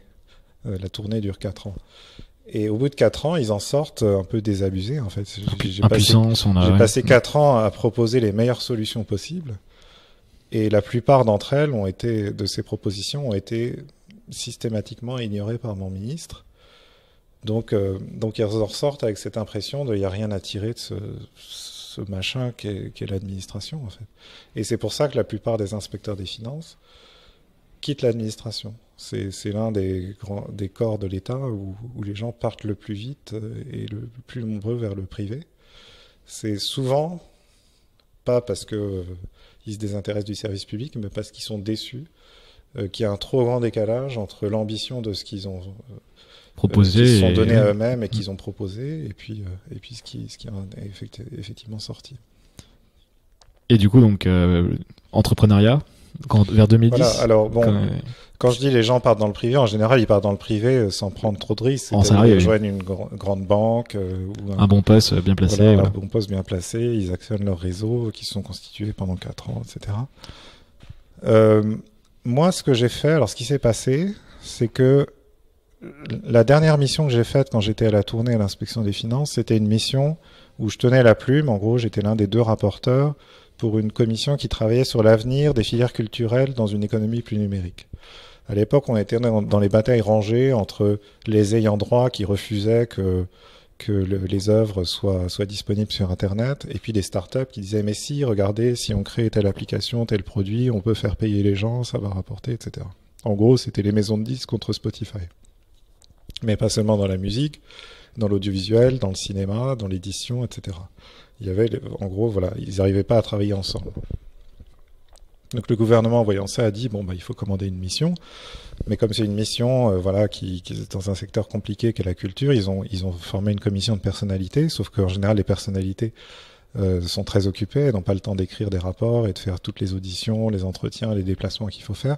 Donc dans ce cas-là, on recrute des rapporteurs qui travaillent à temps plein sur le sujet. Donc moi, j'étais l'un des rapporteurs. Et j'ai travaillé sur ces sujets-là. J'ai notamment travaillé sur la musique en ligne et tout ça. Et donc j'ai redécouvert, donc là on était en 2009, 10 ans après avoir quitté Télécom Bretagne, au moment où la bulle avait explosé, j'ai redécouvert le numérique. Mais comme il s'était passé 10 ans, et comme entre deux il y avait eu la crise financière de 2008, en fait le numérique, ça y est, c'était reparti en fait. De nouvelles générations de startups avaient commencé d'émerger. 2009, c'est l'année de la création d'Airbnb, de Uber aussi. Facebook existe depuis 5 ans déjà. En 2008, ils franchissent, je crois, les 100 000 ou 200 000 utilisateurs. Enfin, ouais. Puis ça arrive en France aussi, voilà, en 2008. Exactement. Donc là, je me dis, oh là là, en fait, il se passe quelque chose. C'est passionnant cet univers parce que à cette époque-là, j'ai rencontré à nouveau des entrepreneurs, des capitaux risqueurs. Je me suis dit, c'est là qu'il faut être, en fait. Voilà. Et c'était quoi justement le monde parce que alors c'était qu'il y a 9 ans, mais c'est vieux déjà pour la tech. L'écosystème entrepreneurial, alors en France ou dans le monde en 2010, ça ressemblait à quoi? Bah, c'était très, enfin, dans le monde, ça allait très bien. La Silicon Valley, ça marchait, ça repartait très très fort. Parce que justement, suite à la crise financière, il y avait ce qu'on appelle le quantitative easing, c'est-à-dire la banque centrale qui a réinjecté plein de liquidités dans l'économie, ce qui a provoqué un afflux de capital. Ce capital a été déployé dans des boîtes, etc., dans des fonds d'investissement. Donc la Silicon Valley, je pense que ça allait bien, mais à l'époque, j'y avais pas vraiment été. Je connaissais pas. On pouvait lire des articles dans les journaux, mais il y avait pas grand-chose. C'était encore abstrait pour l'Europe. C'était très très abstrait. Et en Europe, bah, il y avait ce petit écosystème. En fait, l'état dans lequel j'ai trouvé l'écosystème quand je suis devenu entrepreneur, donc en 2010, c'était un petit groupe de gens qui avaient soit tenu bon après l'explosion de la bulle et continué de bricoler des startups dans la pub, le e-commerce, etc. soit des gens qui avaient vendu leur boîte pendant la bulle et qui du coup s'étaient retrouvés assez riches et depuis étaient devenus investisseurs, business angel, voilà, investisseurs. Et donc il y avait ce petit groupe de gens, mais assez fermés et qui manquaient franchement d'ambition. Et puis de toute façon, enfin tous les gens qui créaient les startups n'avaient pas accès parce qu'on y arrivait par réseau dans ce petit univers-là. Donc moi, qu'est-ce que j'ai fait moi, j'étais plus, enfin, je sais pas, j'ai écumé mon réseau pour essayer de rencontrer le maximum de gens qui étaient dans cet univers-là. J'ai à peu près compris ce que c'était qu'une start-up, qu'est-ce qu'on devait faire, dans quel ordre. J'ai levé de l'argent auprès de gens fortunés qui voulaient juste payer moins d'ISF. À l'époque, il y avait des incitations très puissantes, beaucoup plus puissantes que par le passé. Ouais. Donc c'était à la fois assez facile, voilà. Donc j'ai fait les choses dans l'ordre. En fait, donc je me suis mis en disponibilité de la fonction publique. Je me suis associé avec des gens pour créer une entreprise de social marketing, en fait, une start-up de social marketing, sans bien comprendre ce qu'on cherchait à faire, comme toutes les start-up, sans être bien focalisé sur un problème à régler. C'est-à-dire, nous on avait une idée de fonctionnalité logicielle en fait, et on cherchait, on avait une solution en cas d'un problème, plus que l'inverse, qui est mieux dans le. Ouais. Et à l'époque, il y avait donc en rencontrant plein de gens, parce que je faisais ça en fait, je rencontrais plein de gens. Moi, ce qui me plaisait dans cette affaire, c'était rentrer dans l'économie numérique, qui avait l'air d'être un truc en plein essor, et je m'étais dit, je vais sûrement souffrir pendant plusieurs années, mais ça va faire que monter cette histoire. Donc je serai porté par la vague et quel que soit mon résultat individuel, enfin mes performances individuelles en tant qu'entrepreneur, j'apprendrai des choses qui me seront utiles dans d'autres contextes. Et puis en plus je m'étais dit, je suis inspecteur des finances, j'appartiens au corps, j'ai une sécurité de l'emploi, je peux revenir à tout moment. Donc si c'est pas moi qui prends des risques, qui va les prendre quoi. Donc et l'autre truc qui m'attirait, c'était d'être mon propre patron, parce que donc j'ai parlé de la tournée des inspecteurs des finances. Quand on est à la tournée, on écrit des rapports, on est très libre. Il n'y a pas d'horaire de bureau, il n'y a aucune obligation de présence. Tout ce qu'on demande aux inspecteurs des finances, c'est qu'il faut rendre un rapport excellent, qui fasse honneur à l'inspection. Si vous faites ça, voilà. Et les gens sont très libres. Et personne ne leur donne d'ordre. Il y a de la supervision, de la qualité du travail, mais c'est tout. Et donc les gens, quand ils finissent leur tournée, ils disent « Oh là là, je referme un épisode de ma vie qui était une période idyllique dans laquelle j'ai travaillé très librement, sans être trop encadré. Et maintenant, je rejoins le vrai monde où je vais me retrouver sous les ordres d'un boss patron, qui va me pourrir la vie, me forcer à rester tard le soir dans des réunions où il se passe rien, etc. » Et donc les gens sont un peu résignés. Ils disent « Voilà, maintenant, fini la belle vie, je rentre dans le vrai monde. » Et donc moi je me dis non, je veux absolument poursuivre cette liberté. Pousser encore la liberté. Voilà. Et moi ça me dérange pas de travailler beaucoup, mais j'aime bien travailler beaucoup suivant mes propres termes. Voilà. Donc être entrepreneur pour moi c'était une manière de tirer ce fil-là, de préserver ma liberté. Voilà. Et donc ça me séduisait beaucoup. Mais voilà, donc cette start-up. Alors donc dans les gens que j'ai rencontrés, je me rappelle il y avait un entrepreneur qui s'appelle Philippe Laval, qui m'a dit, tiens, il faut lire ce truc qui s'appelle Getting Real, qui est le premier opus publié par ces gars-là, là, de Basecamp. De Basecamp. À l'époque, ça s'appelait 37 Signals. Et avant d'écrire des livres, leur premier livre, c'était, je sais plus, Rework. Rework, ouais, exactement. Ouais. Ils avaient publié un truc en PDF. Je sais plus si c'était payant, il fallait payer $5 ou, bref, pour le télécharger ou gratuit, bref. Et qui était la première explication que j'ai lue, moi, de ce que c'est qu'une start-up, en fait. C'est-à-dire, il faut rester lean, il faut se focaliser sur un problème, il faut pas écouter les utilisateurs qui demandent de rajouter toujours plus de fonctionnalités, il faut regarder un produit très simple, etc. Bref, tout était là, sauf que dans l'écosystème à l'époque, et j'ai reconnu après tout ce que m'ont raconté plein d'autres gens, et y compris mes associés à The Family, c'est que on lisait ça, Getting Real, c'était convaincant, mais on allait voir d'autres gens qui disaient exactement le contraire. Et en fait, on entendait tout et son contraire en permanence. C'est-à-dire, avec la même question, vous allez voir 3 personnes. Tout le monde avait un avis différent sur la manière dont l'un disait blanc, l'autre disait noir, l'autre disait gris, suivant que c'était un gars qui avait fait fortune dans l'e-commerce dans les années 90, un expert comptable en retraite, un patron d'agence de pub, Voilà, c'était le genre de gens qu'on allait voir en fait quand on s'intéressait quand on devenait entrepreneur à l'époque, on écumait son réseau et puis on allait voir tous les gens qui d'une manière ou d'une autre avaient un lien avec l'entreprise, le numérique, etc. Et tous ces gens formaient pas un écosystème en fait, ils formaient pas un groupe uni par un consensus sur des bonnes pratiques. Ils avaient juste ils voyaient chacun midi à leur porte et du coup ils donnaient des conseils qui étaient divergents. Et donc tout ça n'aidait pas et au final, quand on écoute des conseils divergents, on perd du temps et à la fin on fait ce qu'on a envie de faire, qui n'est pas forcément la meilleure chose à faire, etc. Donc moi c'est un peu le souvenir que j'ai de ma startup, c'est-à-dire j'ai fait l'expérience de tout, j'ai conçu un produit, fait de l'architecture logicielle, recruté des développeurs, encadré des développeurs, essayer de tenir des délais tant bien que mal. Puis le manque d'éducation au final, enfin, le manque du marché et puis même le manque de connaissances sur les bonnes pratiques, comme tu dis, t'ont pas forcément mené où t'aurais pu aller. Et j'ai levé des fonds, j'ai cherché à faire du B2C, à faire adopter une application par des utilisateurs en vain. J'ai cherché du coup à faire du fallback sur du B2B, à aller vendre du logiciel à des clients. J'ai signé des contrats.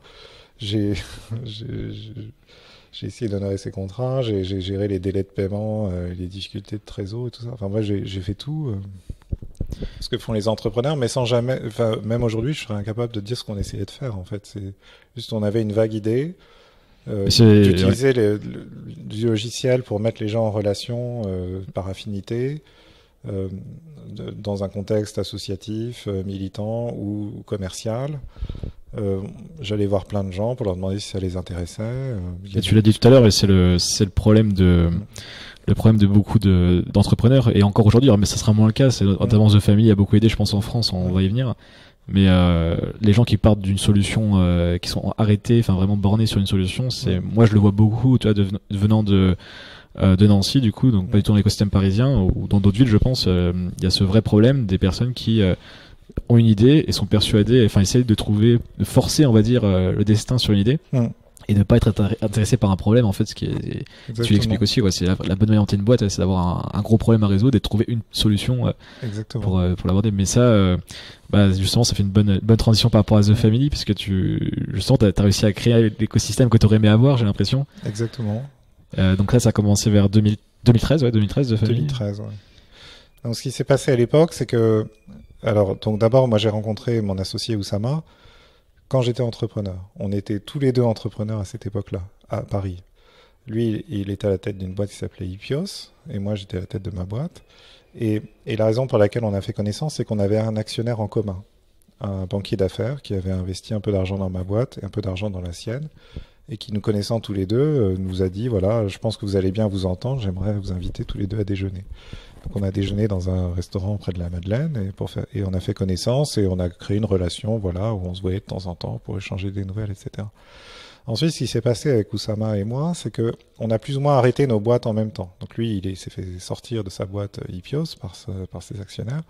Moi, j'ai quitté ma boîte qui était en train de dépérir parce qu'il n'y avait plus assez de trésor pour payer tout le monde, etc. Donc j'ai essayé de délester un peu sortir quand même le navire, quoi. Du bateau. Voilà, pour redonner de l'oxygène aux autres. Et puis, comme moi, ça m'était très facile de revenir à l'inspection des finances du jour au lendemain. En fait, j'ai écrit à la chef de service en disant je reviens demain. J'ai été réintégré dans le corps. Avec enfin, c'est le grand avantage qu'on a quand on est de la fonction publique. Et donc, comme Oussama et moi, on se connaissait, qu'on a plus ou moins eu cette expérience un peu traumatisante d'interrompre nos activités entrepreneuriales en même temps, on a commencé à se voir plus souvent pour débriefer, pour lâcher tout ce qu'on avait partager ce qu'on avait appris. Notre expérience sur le data. Se former un avis sur pourquoi ça n'avait pas marché, est-ce qu'on était fait pour ça ou non, etc. Et donc, dans ces discussions, ça a amené en gros à deux conclusions. La première conclusion, c'est qu'Oussama et moi, on s'est tous les deux dit qu'on n'était probablement pas fait pour être entrepreneur, fondateur de start-up. Notamment parce que un bon entrepreneur, ça a le nez dans le guidon. Et ça endure d'avoir le nez dans le guidon pendant très longtemps. Et c'est dur, en fait. Enfin, il faut être focalisé. Il faut travailler toute la journée à essayer de résoudre le problème. Il faut la nuit rêver du problème se réveiller le matin avec un embryon de solution, bref. Et si on pense à autre chose, si on pense au long terme, si on rencontre trop de gens, si on s'éparpille dans des domaines trop divers, on perd le focus et ça c'est mortel pour les startups. Et donc Oussama et moi on s'est dit finalement on devrait assumer ça, que nous on s'intéresse à trop de choses en même temps, qu'on aime bien réfléchir au long terme, on aime bien faire de la stratégie, etc. Et on a réalisé en discutant qu'il y avait quand même une place pour nous dans cet univers, pas comme entrepreneur, mais de l'autre côté de la barrière, c'est-à-dire comme investisseur. Parce que précisément, l'investisseur, c'est le complémentaire de l'entrepreneur. Pendant que l'entrepreneur a le nez dans le guidon, lui, l'investisseur, son boulot, c'est d'analyser le marché, de regarder la concurrence, de penser le long terme, de réfléchir aux options d'exit, de bien comprendre comment évolue l'industrie, etc. Bref, et de rencontrer plein de gens. Et donc tout ça, ça nous convenait très bien. Donc on s'est dit, en fait, on est fait pour ça. Et d'ailleurs, après Oussama, il a été habité quelque temps dans la Silicon Valley, où il a gagné pas mal d'argent en faisant des missions de conseil, et il a réinvesti cet argent. Il a appris le métier d'investisseur, en fait, en investissant comme business angel dans des boîtes aux États-Unis. Et la deuxième conclusion à laquelle on est arrivé, c'est qu'on aimerait bien, on s'est décidé à essayer de faire quelque chose ensemble. On s'entendait bien, on partageait le même état d'esprit, le même diagnostic sur l'état de l'écosystème. On s'était dit, il y a quelque chose à faire. Voilà, on savait pas trop quoi. On se disait, on voudrait se lancer dans l'investissement. On commençait à faire des plans sur la comète en disant, voilà, quels gens on peut aller voir pour lever un fonds, etc. Bref. Sur ce, Oussama, un peu par hasard, a rencontré Alice, qui est notre autre cofondatrice et présidente de The Family. Il l'a rencontrée à l'époque où elle dirigeait cet accélérateur, qui s'appelait Le Camping, qui est ensuite devenu Numa, et qu'elle avait monté elle-même. Elle avait monté Le Camping sur un mandat qui lui avait été donné par une association qui s'appelait à l'époque Silicon Sentier. Silicon Sentier avait dit, il y a ce truc-là, un incubateur, les incubateurs, accélérateurs, on comprend pas trop, mais on aimerait en monter un.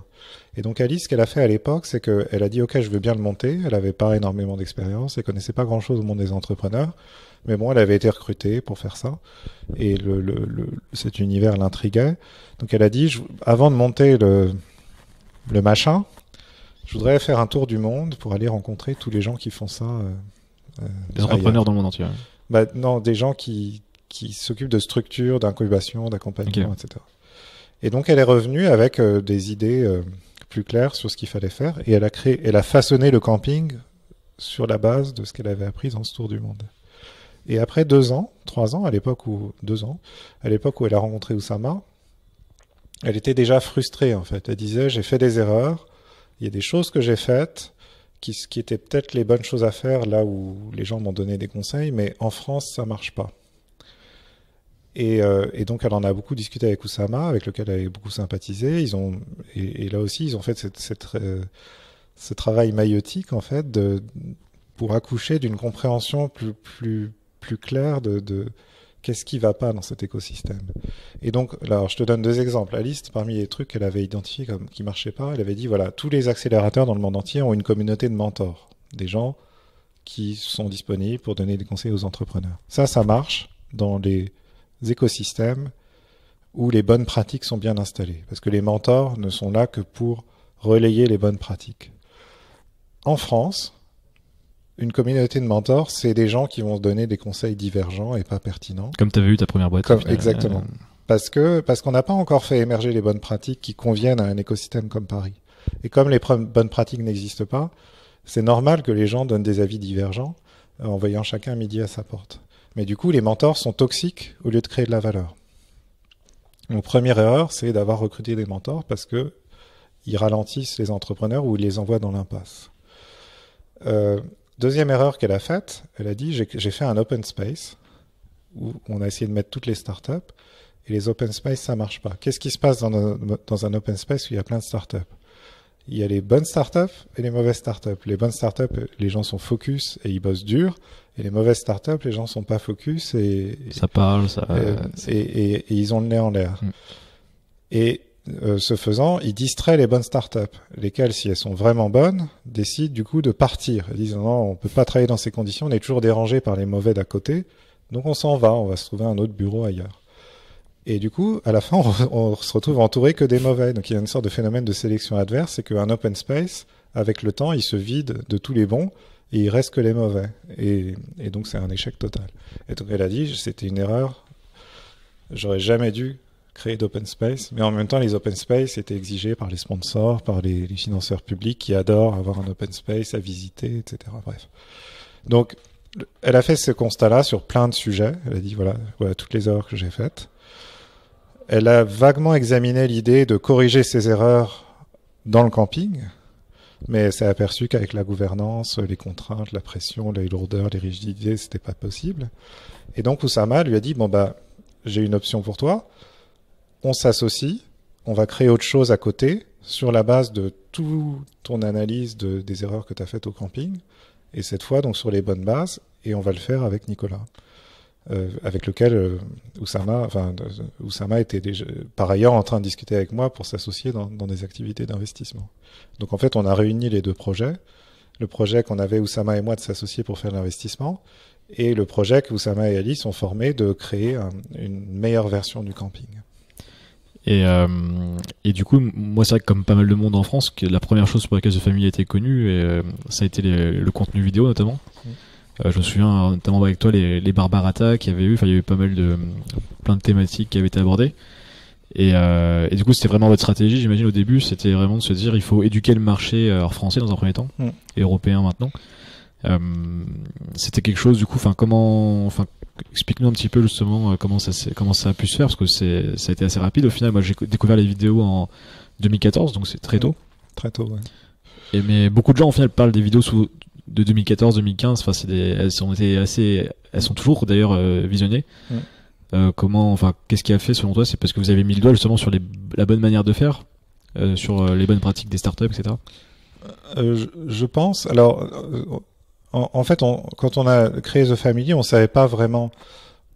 On avait un plan de long terme. Le plan de long terme de The Family, c'était de commencer à petite échelle, travailler avec quelques entrepreneurs sur les bonnes bases, avec une bonne compréhension de l'écosystème local. Et le plan de long terme, c'était à partir de là de construire un track record, d'élargir la surface financière de The Family et à la fin de devenir un acteur sur le marché de l'investissement, avec la capacité de déployer du capital, d'attirer un deal flow de qualité, etc. Mais ça, c'était vraiment ce qu'on voyait à très long terme. Mais en attendant, il fallait faire ses preuves. Et donc, on a décidé dès le début, et ça n'a jamais varié dans The Family, de répartir nos efforts et nos ressources entre deux choses. Il y a la partie centrale, importante, qui est vraiment l'ancrage de The Family, qui est faire grandir un portefeuille de participation dans des startups et travailler avec des entrepreneurs. Donc ça, c'est le cœur de The Family. C'est les entrepreneurs de The Family et tout le travail qu'on fait avec eux pour les aider à aller plus vite, à lever dans des meilleures conditions, à surmonter les obstacles, à éviter les embûches, etc. Et donc, on a appris à le faire avec les 10 premiers entrepreneurs qui nous ont fait confiance en rejoignant The Family, et on avait ce petit local dans le Marais où ils venaient nous voir pour nous expliquer leurs problèmes, et puis on réfléchissait ensemble à comment résoudre ces problèmes, etc. Mais l'autre partie de l'activité de The Family, c'était, on disait, si on veut que nos entrepreneurs réussissent, il suffit pas de bosser avec eux et les aider à résoudre le problème. Il faut aussi travailler sur l'écosystème. Il faut changer leur environnement. Il faut rendre leur environnement moins toxique. Et donc, pour faire ça, on a besoin d'interagir avec les parties prenantes de l'environnement, avec tout l'extérieur, en fait. Et donc, on a commencé à mettre au point des contenus, soit des événements, soit des vidéos, soit des événements filmés qui deviennent des vidéos, pour commencer à créer des relations et à porter la bonne parole auprès des grandes entreprises, des pouvoirs publics, des autres incubateurs et accélérateurs, des fonds de capital risque, de la presse, du monde académique, et j'en passe, etc. On avait vraiment l'idée on doit pouvoir parler à tout le monde. Au moins, on va essayer, et puis après, on verra là où ça prend pas, etc. Et donc, on avait cette intuition, que le contenu, c'était important. Pour ça, parce que le contenu, c'est ce qu'on lance, c'est la bouteille à la mer en fait qu'on lance et qui permet de se faire connaître d'autres personnes et ensuite de les faire venir à nous et de commencer à construire une relation. Et donc on a fait du contenu pour les entrepreneurs, ce qui a fini par émerger comme étant les contenus les plus intéressants, les plus suivis, c'était le contenu pour les entrepreneurs. Et ça, c'était utile aux entrepreneurs de The Family, c'était utile aux entrepreneurs de l'extérieur qui, du coup, voulaient rejoindre The Family. Et donc, ça nous a aidé à générer un deal flow. Et depuis, c'est devenu notre manière de marketer The Family du côté des entrepreneurs. C'est on crée du contenu et on les laisse venir à nous et on fait connaissance. Et si on a envie de travailler ensemble, alors ils rejoignent The Family. Et l'autre chose qui a bien pris, c'est tout le contenu qu'on a créé pour les grandes entreprises. Parce qu'on se disait, les grandes entreprises, c'est vital. Dans un pays comme la France, on n'est pas à la Silicon Valley, c'est-à-dire on n'est pas isolé du reste du monde. On est dans la Silicon Valley, ils ont ce splendide isolement où ils en ont rien à cirer des entreprises traditionnelles qui sont sur la côte est. Nous, on n'a pas ce luxe-là. Les grandes entreprises, elles sont là, elles sont à Paris, elles nous environnent, elles sont tout près. La plupart de nos amis travaillent dedans. Donc, on ne peut pas y échapper. Et si on ne peut pas y échapper, il faut aller au-devant d'elles pour les aider à mieux comprendre les startups, à aider les startups quand elles peuvent, à racheter des startups pour injecter de la liquidité dans l'écosystème, etc. Donc, on a fait ça, et ça, c'était cette série de conférences qui s'appelait les Barbares Attaques. Et justement, ton rôle, comment il a évolué là sur ce que ça fait maintenant 5-6 ans que ça existe. Comment tu vois ton rôle évoluer dans The Family? Eh ben, mon rôle, il a évolué en permanence, mais ça c'est une chose que j'explique, c'est que moi je fais partie des fondateurs, et les fondateurs, par définition, ils font tout.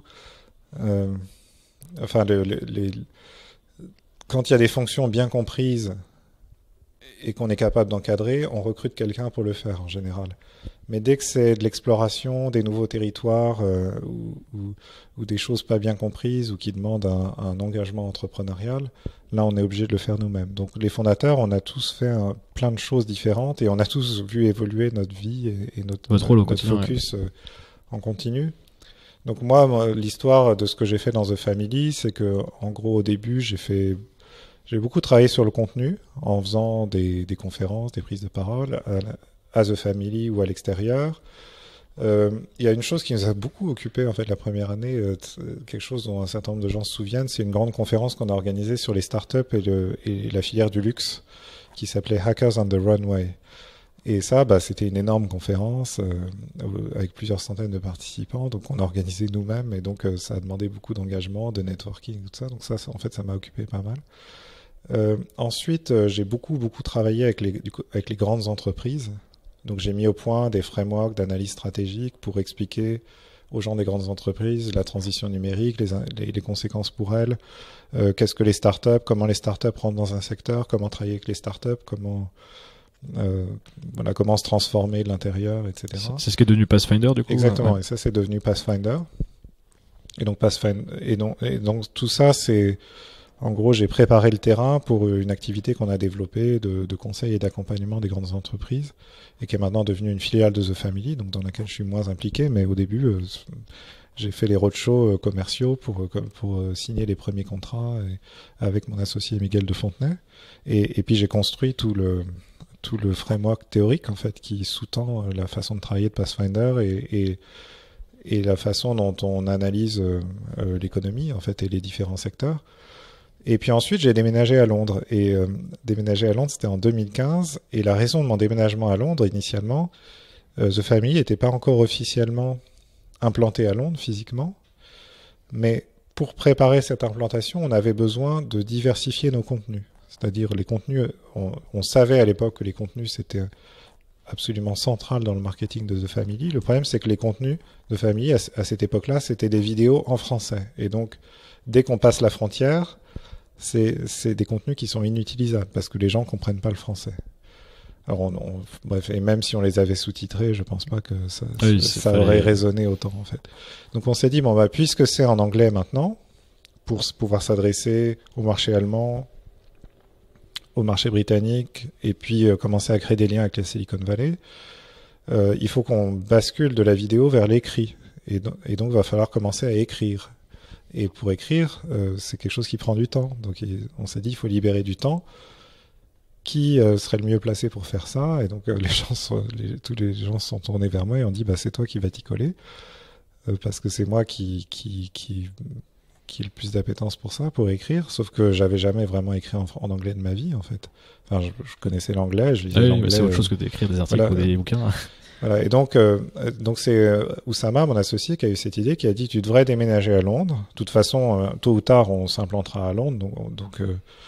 Tu fais l'éclaireur, là, vas-y. Tu fais l'éclaireur, mais dans un premier temps, au lieu d'explorer Londres, de networker à Londres, tu t'enfermes dans ta chambre. Et t'écris. Voilà. Et donc là, j'ai passé quelques mois, vraiment littéralement, chez moi à Londres. Alors on a déménagé avec ma famille, donc ma femme a changé de boulot aussi. On a inscrit nos enfants dans une école anglaise, donc c'était quand même un grand saut, mais moi ça me plaisait, c'était mon changement d'air, comme je le fais tous les 2 ou 3 ans en fait, donc c'était très bien. Mais une fois à Londres, c'est à ça que j'ai consacré beaucoup de temps, écrire. Et en fait, depuis, j'ai pas vraiment arrêté. C'est-à-dire, maintenant, mon métier as a family, c'est... alors, il y a tout ce que je fais en tant que cofondateur, c'est-à-dire la stratégie, le modèle financier, etc. Mais ça, c'est des choses qui sont pas visibles de l'extérieur. Mais ce qui est visible de l'extérieur, dans mon travail, c'est je produis beaucoup de contenu. J'élève constamment la barre en termes de qualité du contenu, ce qui permet à toute notre équipe qui maintenant produit du contenu. Tout le monde écrit en anglais aujourd'hui as a family, mais c'est grâce à cet effet d'entraînement. Vous écrivez sur Medium, mais on peut retrouver les articles. Voilà, exactement. C'est grâce à cet effet d'entraînement. C'est parce que j'ai fait une première itération, on a découvert que ça marchait, que ça nous permettait d'élargir notre territoire, et donc maintenant tout le monde le fait et on comprend bien comment ça marche. Et puis donc j'ai écrit ce livre qui s'appelle Hedge, en anglais aussi. Et en fait le contenu c'est un passeport, c'est-à-dire dès qu'on a du contenu, ça veut dire qu'on peut se faire connaître de gens qui vont dire ça m'intéresse, j'ai lu cet article et c'est intéressant, j'ai lu ce livre ça m'a l'air passionnant, et donc on peut rentrer en relation avec des gens. Et donc maintenant ce que je fais en fait j'élargis notre territoire en étendant, en faisant en sorte que The Family soit connu de plus en plus de gens. Et mon passeport pour rentrer dans ces univers-là, c'est le contenu. Est-ce que du coup, il y a les chroniques, donc t'es dans Le Monde, l'Obs, Forbes? Oui, alors je fais... Donc maintenant, alors qu'est-ce que je fais maintenant comme contenu? Donc j'écris occasionnellement des billets sur Medium, mais moins qu'avant. J'ai une newsletter hebdomadaire. Les mercredis? Tous les mercredis matins. 8h30, voilà. J'ai reçu ce matin. Exactement. On est mercredi là. Où j'essaie de couvrir plein de sujets différents. Donc j'ai mon livre, et puis oui voilà, donc je suis contributeur de Forbes. Alors là j'ai pas encore trouvé le rythme, mais en gros voilà, j'ai un compte ouvert sur le site de Forbes qui me permet d'écrire sur un sujet qui est le numérique en Europe. Et donc moi ça me permet de tester des idées, de faire passer des messages, etc. Et puis j'ai des chroniques dans Le Monde et enfin ça va s'arrêter bientôt. Et dans l'Obs, donc il y a un magazine hebdomadaire. Mais ça, c'est plus pour occuper le terrain sur la France, parce que ça, c'est en français. Et le français, vraiment, ça traverse pas du tout les frontières. Donc, pour moi, c'est pour conserver un semblant de présence dans le débat public en France, sachant que maintenant, j'habite à Londres, je voyage beaucoup dans d'autres pays, j'écris surtout en anglais, donc j'ai besoin de garder quand même ce contact et cette visibilité dans l'écosystème franco-français. Bien sûr, et je voulais revenir, justement, j'ai pas mal de questions par rapport à tes livres. Bon, ça fait déjà un petit moment qu'on discute, mais j'ai encore quand même quelques questions. Pas de souci. Tu disais que au début, les startups sont adressées sur les marchés, enfin, on commençait à s'attaquer aux marchés les plus simples, entre guillemets, que ce soit Google, enfin les médias, la publicité, le retail, etc. Et là, on commence à s'attaquer aux marchés plus compliqués, réglementés, qui étaient plutôt, c'est plutôt l'État qui s'occupait de ces marchés jusqu'à un certain moment. Enfin, il s'en occupe toujours, mais est-ce qu'il s'en occupe bien aujourd'hui?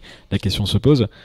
Donc du coup, voilà, comment pour toi justement peut cohabiter et travailler ensemble efficacement, donc le monde public avec l'État ou les institutions et les startups, le numérique, l'économie numérique.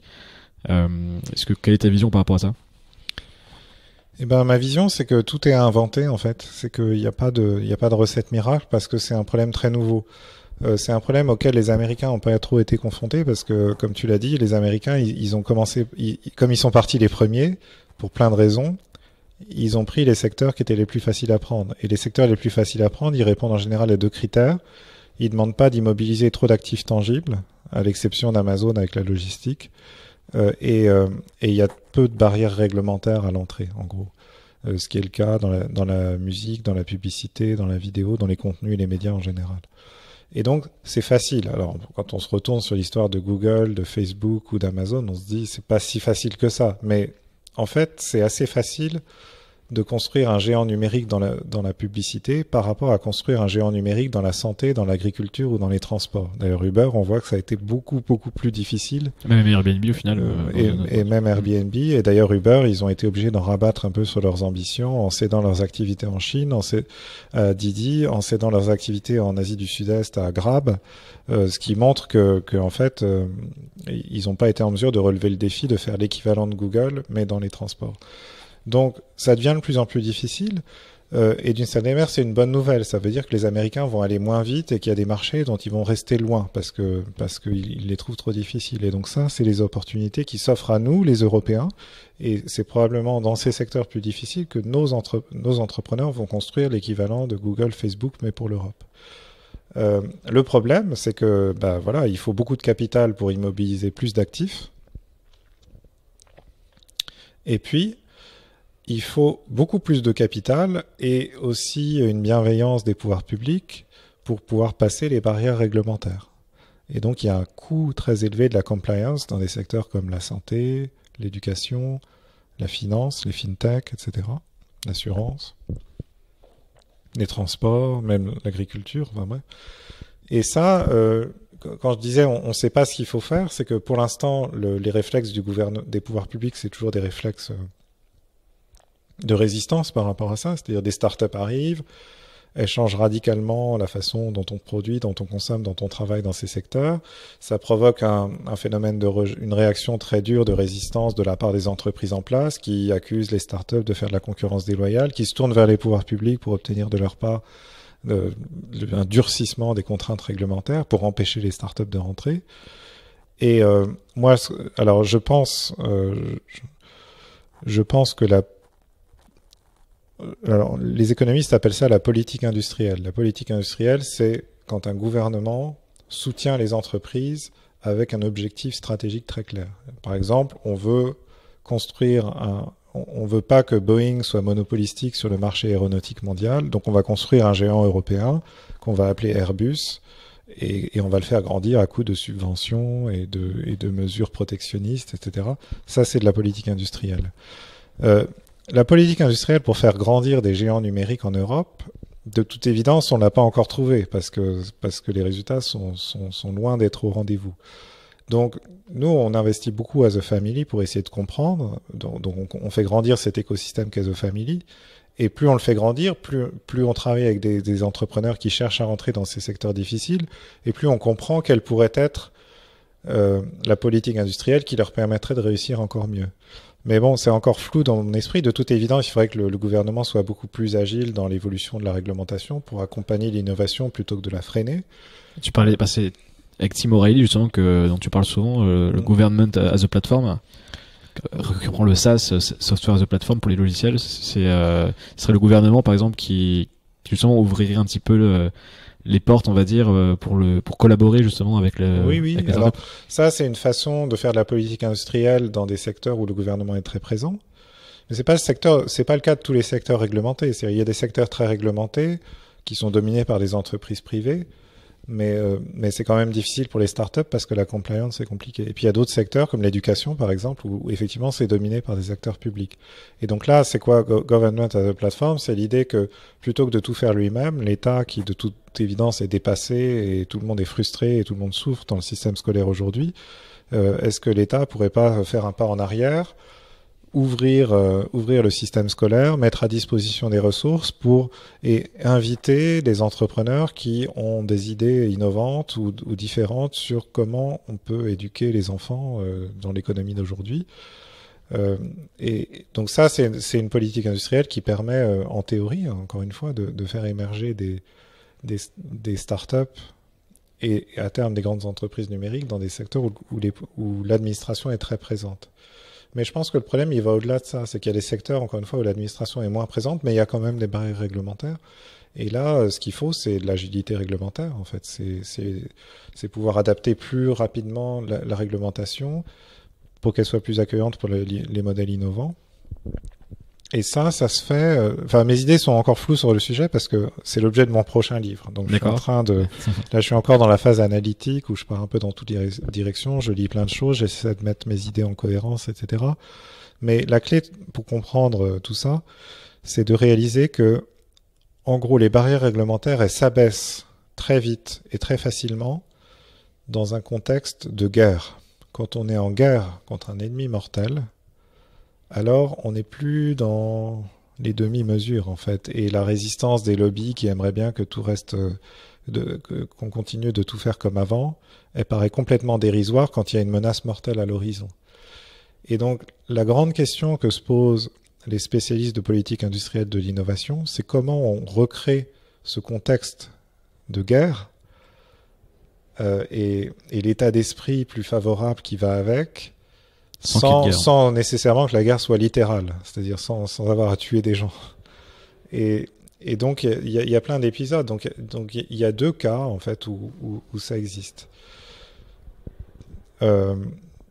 Premier cas, c'est on met le mot guerre sur quelque chose qui n'est pas vraiment une guerre, mais par exemple, il y avait Richard Nixon aux États-Unis dans les années 70 qui a déclaré la guerre contre le cancer. Il a dit, voilà, c'est intolérable que tant d'Américains meurent du cancer. Il faut un ennemi commun, quoi, dans tous les cas. Voilà, et donc on va mettre le paquet, investir des ressources considérables dans la recherche médicale contre le cancer, et tous ceux qui se mettront en travers de notre chemin pour ralentir cet effort seront déclarés ennemis de la nation. Alors évidemment, quand il s'agit de la guerre contre le cancer, les gens, évidemment, ils réfléchissent à deux fois avant de s'opposer à ça, parce que c'est un objectif noble, consensuel, rassembleur, etc. Il y a un autre cas, qui est encore plus intéressant à mon avis pour l'Europe aujourd'hui, c'est le développement économique des pays en voie de développement. Il y a un certain nombre de pays, comme la Corée du Sud, Taïwan, le Japon, la Chine aujourd'hui, qui disent, voilà, on va partir en guerre contre le sous-développement. On est pauvre, c'est intolérable, c'est pas normal. Il n'y a pas de raison qu'on soit pas aussi riche et aussi développé que les pays occidentaux. Et donc, on va faire tout ce qu'il faut pour développer notre économie de façon méthodique, en faisant les choses dans le bon ordre, et en mettant tout le monde à contribution. Et tous ceux qui se mettront en travers du chemin, encore une fois, seront déclarés des ennemis de la nation parce qu'ils nous empêchent de gagner la guerre contre la pauvreté, contre le sous-développement. Et dans ces quelques cas-là, ça a bien marché. Donc moi, c'est la piste que je suis en train de creuser. C'est est-ce qu'il n'y a pas, pour l'Europe aujourd'hui, qui se croit encore un continent développé, est-ce qu'il n'y a pas des leçons à tirer de ce qu'ont fait les pays en voie de développement dans les années 60, 70, 80, en Asie du Nord-Est?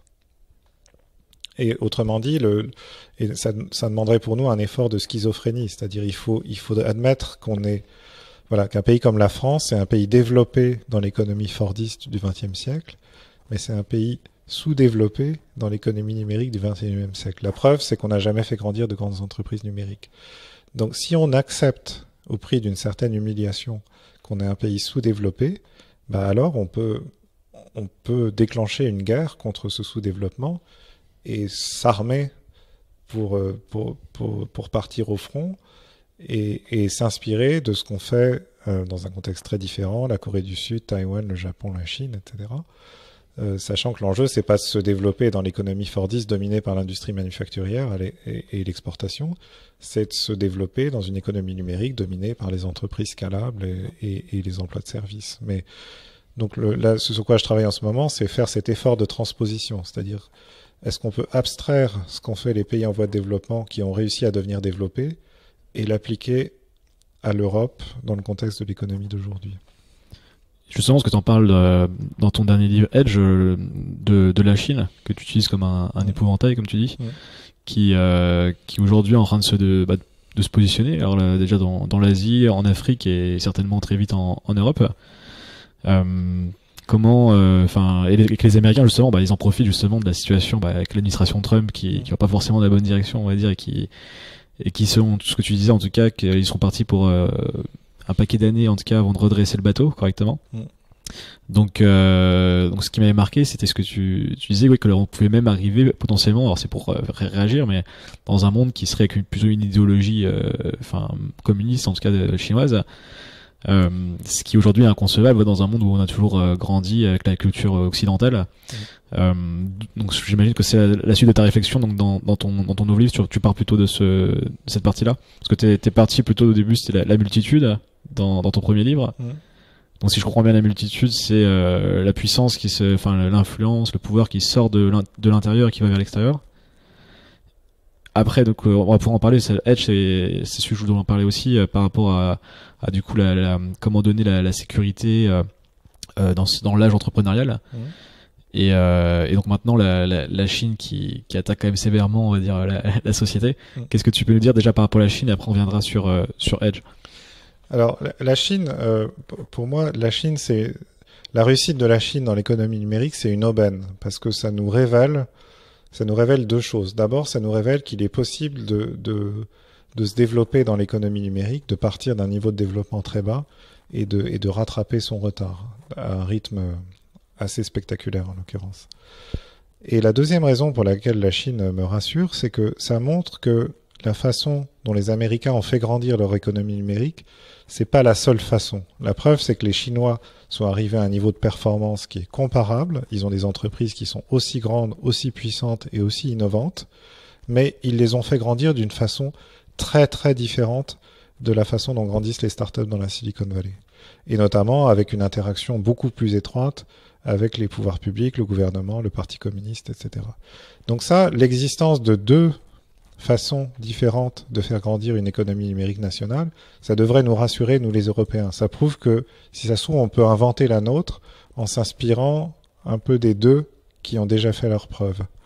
Et on n'est plus obligé de copier trait pour trait la façon des Américains, ni évidemment d'adopter à 100% l'approche des Chinois qui peut pas nous convenir parce qu'on n'est pas, on fait pas partie de cette civilisation, on n'a pas le même système de valeurs et ça marcherait pas chez nous. Donc moi ça me rassure, ça prouve que c'est possible, ça prouve qu'il y a plein de manières différentes de le faire. Et donc maintenant l'enjeu c'est de découvrir notre manière à nous, l'Europe. Et donc là la Chine est une source d'inspiration pour moi, c'est-à-dire au-delà de tout ce que les gens aiment pas dans la société chinoise et dans le système politique chinois et dans l'économie numérique chinoise, moi je pense que ça mérite de regarder plus en détail et de détecter des choses qui sont transposables chez nous, et notamment des mesures de politique industrielle. Et par ailleurs, la Chine, je la trouve assez commode comme épouvantail, c'est-à-dire la Chine, ça y est, ils ont des géants numériques. Ces géants numériques, comme tous les géants numériques, ils ont besoin d'espace pour se développer, donc le marché chinois leur suffit plus aujourd'hui, même s'il est immense, et donc ils ont besoin de se développer en Asie du Sud-Est, en Asie centrale, en Afrique. Le gouvernement chinois, on le voit en déployant des infrastructures ferroviaires, maritimes, etc., les accompagne dans cet effort de conquête de marchés étrangers. Et la situation dans laquelle on pourrait se trouver, c'est que la Chine arrive, entre guillemets, à nos portes, c'est-à-dire que ses applications, ses produits et son économie numérique deviennent dominantes dans toute l'Asie centrale, deviennent dominantes en Afrique, et c'est tellement près de chez nous, en fait, ça. Et ça ne veut pas dire que les Chinois vont arriver en Europe. L'Europe, ça les intéresse pas beaucoup, c'est tout petit. Et c'est plus pour leur économie, leurs entreprises. Voilà, c'est tout petit, et puis la croissance démographique de l'Europe est assez faiblarde, alors que prendre pied en Afrique, l'Afrique, voilà, il y a plein de manières de faire des comparaisons historiques, il faut toujours s'en méfier, mais moi j'aime bien quand même. En gros, les États-Unis sont au mode d'aujourd'hui ce que l'Allemagne était à la fin du XIXe siècle, c'est-à-dire un pays dominant, qui a l'industrie la plus puissante du monde, mais qui est en train de se dérégler politiquement. Et ça va ça va les dévorer de l'intérieur, cette pourriture qui s'installe dans leur vie politique, dans leur société, et ça va les déglinguer politiquement et ça va les empêcher de prendre des bonnes décisions. Donc ils ont tout pour réussir, comme l'Allemagne au XIXe siècle, l'industrie la plus puissante, les universités les meilleures du monde, mais ce qu'on voit aujourd'hui, c'est que politiquement, ils sont en train de rater la marche et de se casser la gueule. Alors, je dis pas que ça va finir avec l'équivalent de Hitler et du nazisme. Ça peut s'arrêter avant, si possible. Mais en tout cas, ils vont être sérieusement affaiblis en termes économiques, et en termes industriels et en termes stratégiques. Donc, les États-Unis sont la nouvelle Allemagne. La Chine, c'est les nouveaux États-Unis. C'est-à-dire, c'est le pays qui profite du fait que le pays dominant est en train de trébucher pour accélérer et prendre la position de leader. Parce que c'est ce qu'ont fait les États-Unis à la fin du XIXe siècle. Ils étaient en concurrence avec l'Allemagne pour qui ferait grandir la plus grande industrie sidérurgique. Au départ, l'Allemagne avait pris de l'avance parce que dans la roue, ils avaient ces groupes industriels dans la sidérurgie qui étaient puissants, qui maîtrisaient les dernières générations de technologies de production. Et finalement, qui a gagné? C'est la sidérurgie américaine en Pennsylvanie, avec dominée par l'empire de Carnegie, etc., qui était l'un des hommes les plus riches du monde à l'époque.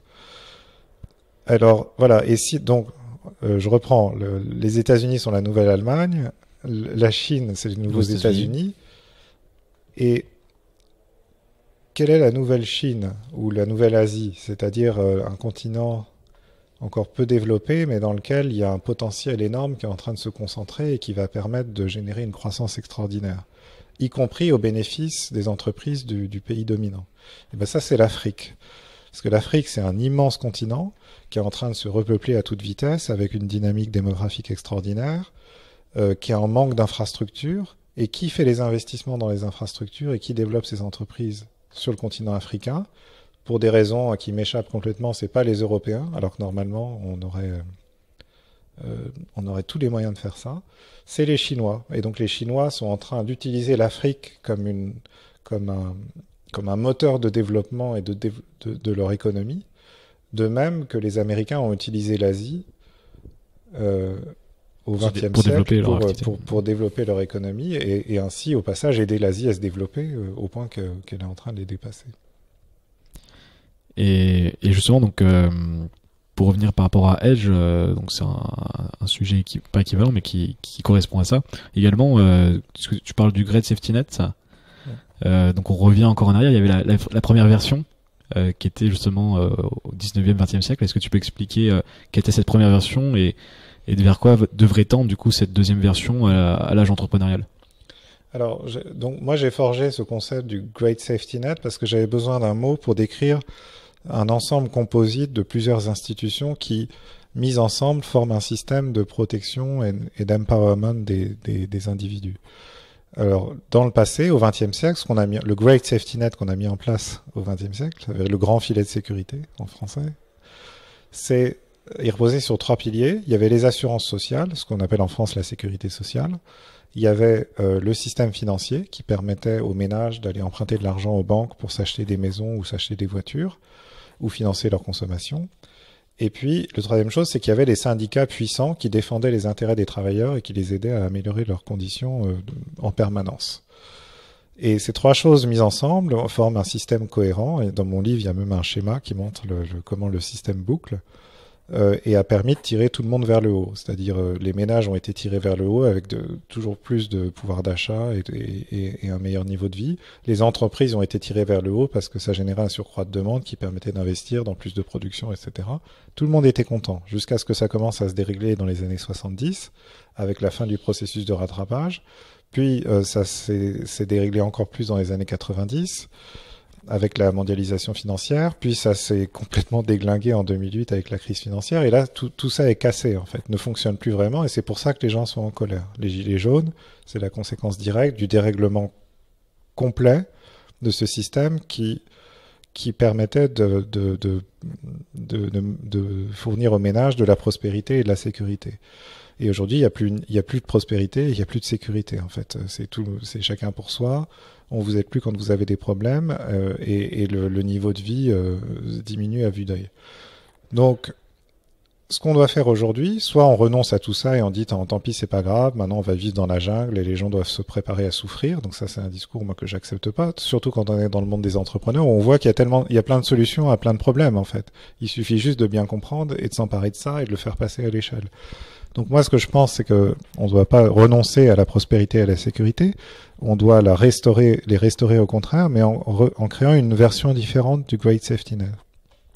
En réassemblant un grand filet de sécurité qui correspond à l'économie d'aujourd'hui, c'est-à-dire une économie tirée par la multitude des individus connectés en réseau, où les dynamiques de production, de consommation, de travail sont complètement différentes, où les risques auxquels sont exposés les gens sont complètement différents, où le déroulement de la vie, des carrières et de la vie en général est complètement différent.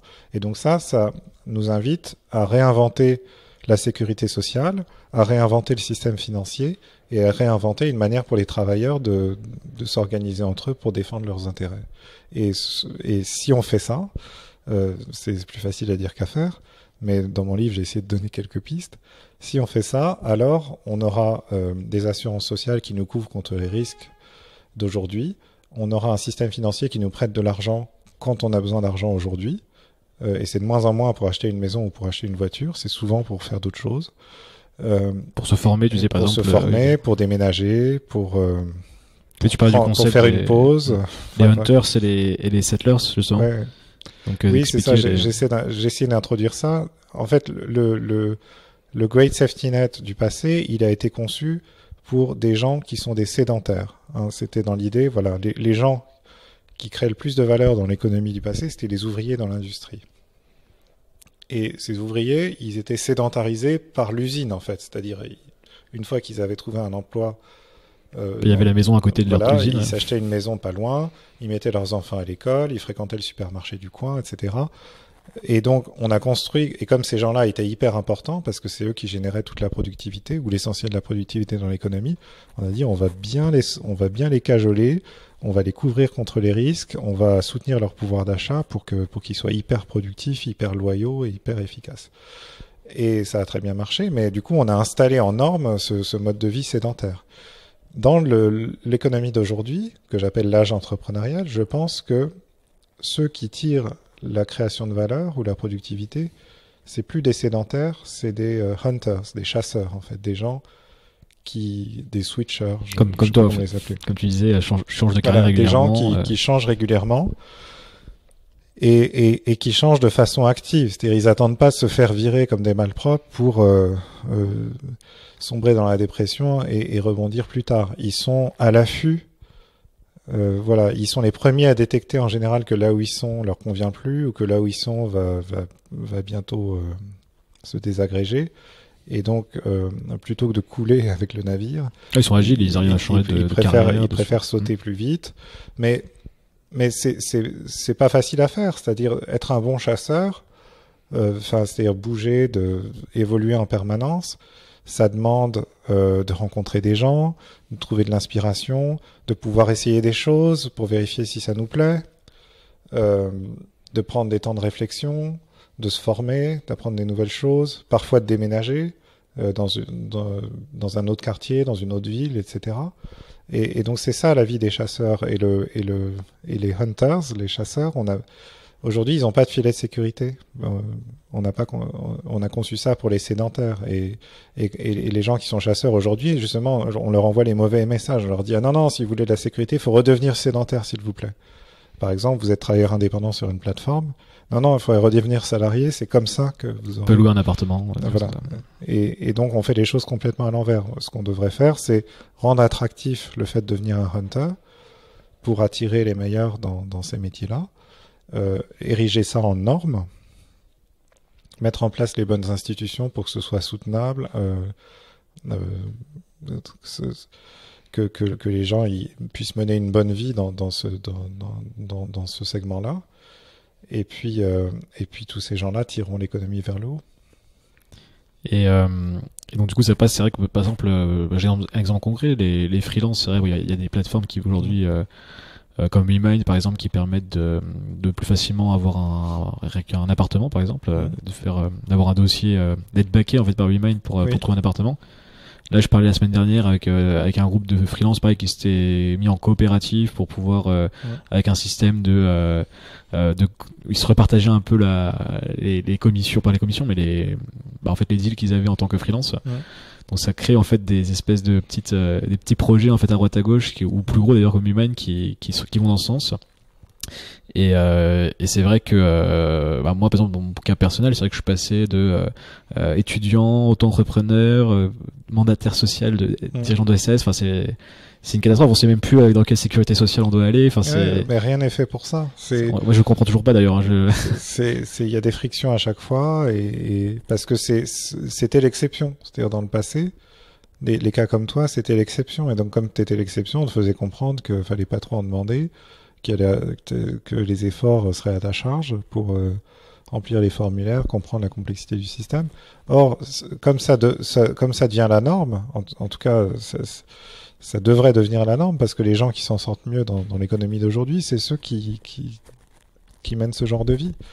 Donc, on devrait soutenir ces gens-là en leur apportant de la sécurité, de la simplicité, de la fluidité, et ainsi rendre beaucoup plus attractif ce mode de vie-là pour tous les autres qui hésitent encore à sauter le pas parce qu'ils voient bien qu'ils s'ils le font, ils vont renoncer à la simplicité, à la sécurité au profit d'un monde où rien n'est fait pour ça. Donc, mais bon, enfin, on est encore très loin du compte. Ce qui est intéressant dans le monde des freelances, moi je pense pas qu'on va vers un monde où tout le monde sera freelance, mais je pense que les freelances, c'est ceux qui ont compris avant les autres.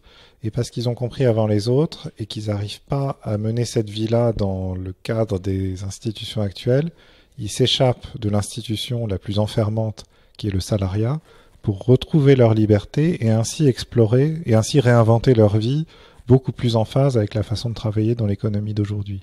Et ils mettent à jour, de façon très entrepreneuriale, soit seuls, soit en collectif, soit en utilisant les produits de start-up comme WeMind, ils mettent à jour les nouvelles bonnes pratiques. Comment on gère sa carrière, comment on réconcilie le fait de changer souvent de job, de position, de géographie, avec de la sécurité et de la stabilité. Et quand suffisamment de gens auront exploré ces nouveaux territoires et découvert tout ce qui fait que ça marche bien, alors on aura une vision plus claire et on pourra dire, bon ben, on étend ces choses-là pour tous les autres. Mais on a besoin de cette phase d'exploration qui est conduite par des entrepreneurs, des aventuriers, des éclaireurs en quelque sorte.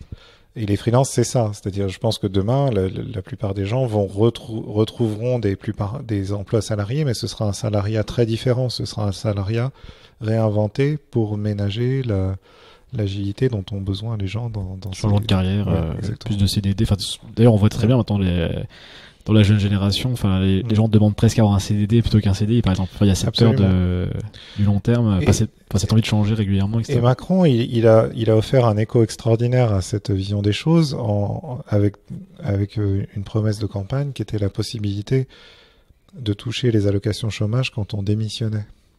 Et ça, enfin, pour moi, on l'a vu parce qu'on était dans le monde des entrepreneurs.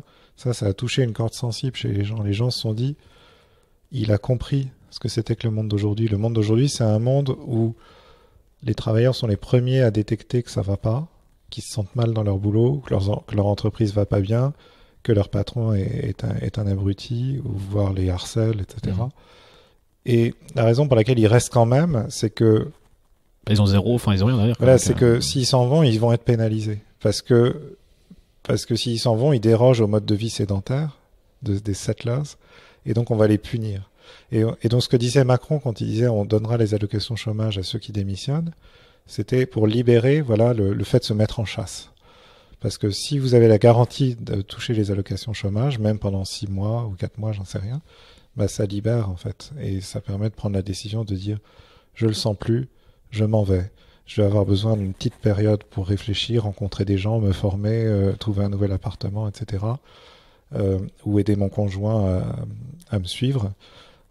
Et ensuite, je rebondirai, je trouverai autre chose. Mais aujourd'hui, tu peux faire ça, mais c'est à tes frais. En fait, il faut avoir constitué une épargne et consommer cette épargne.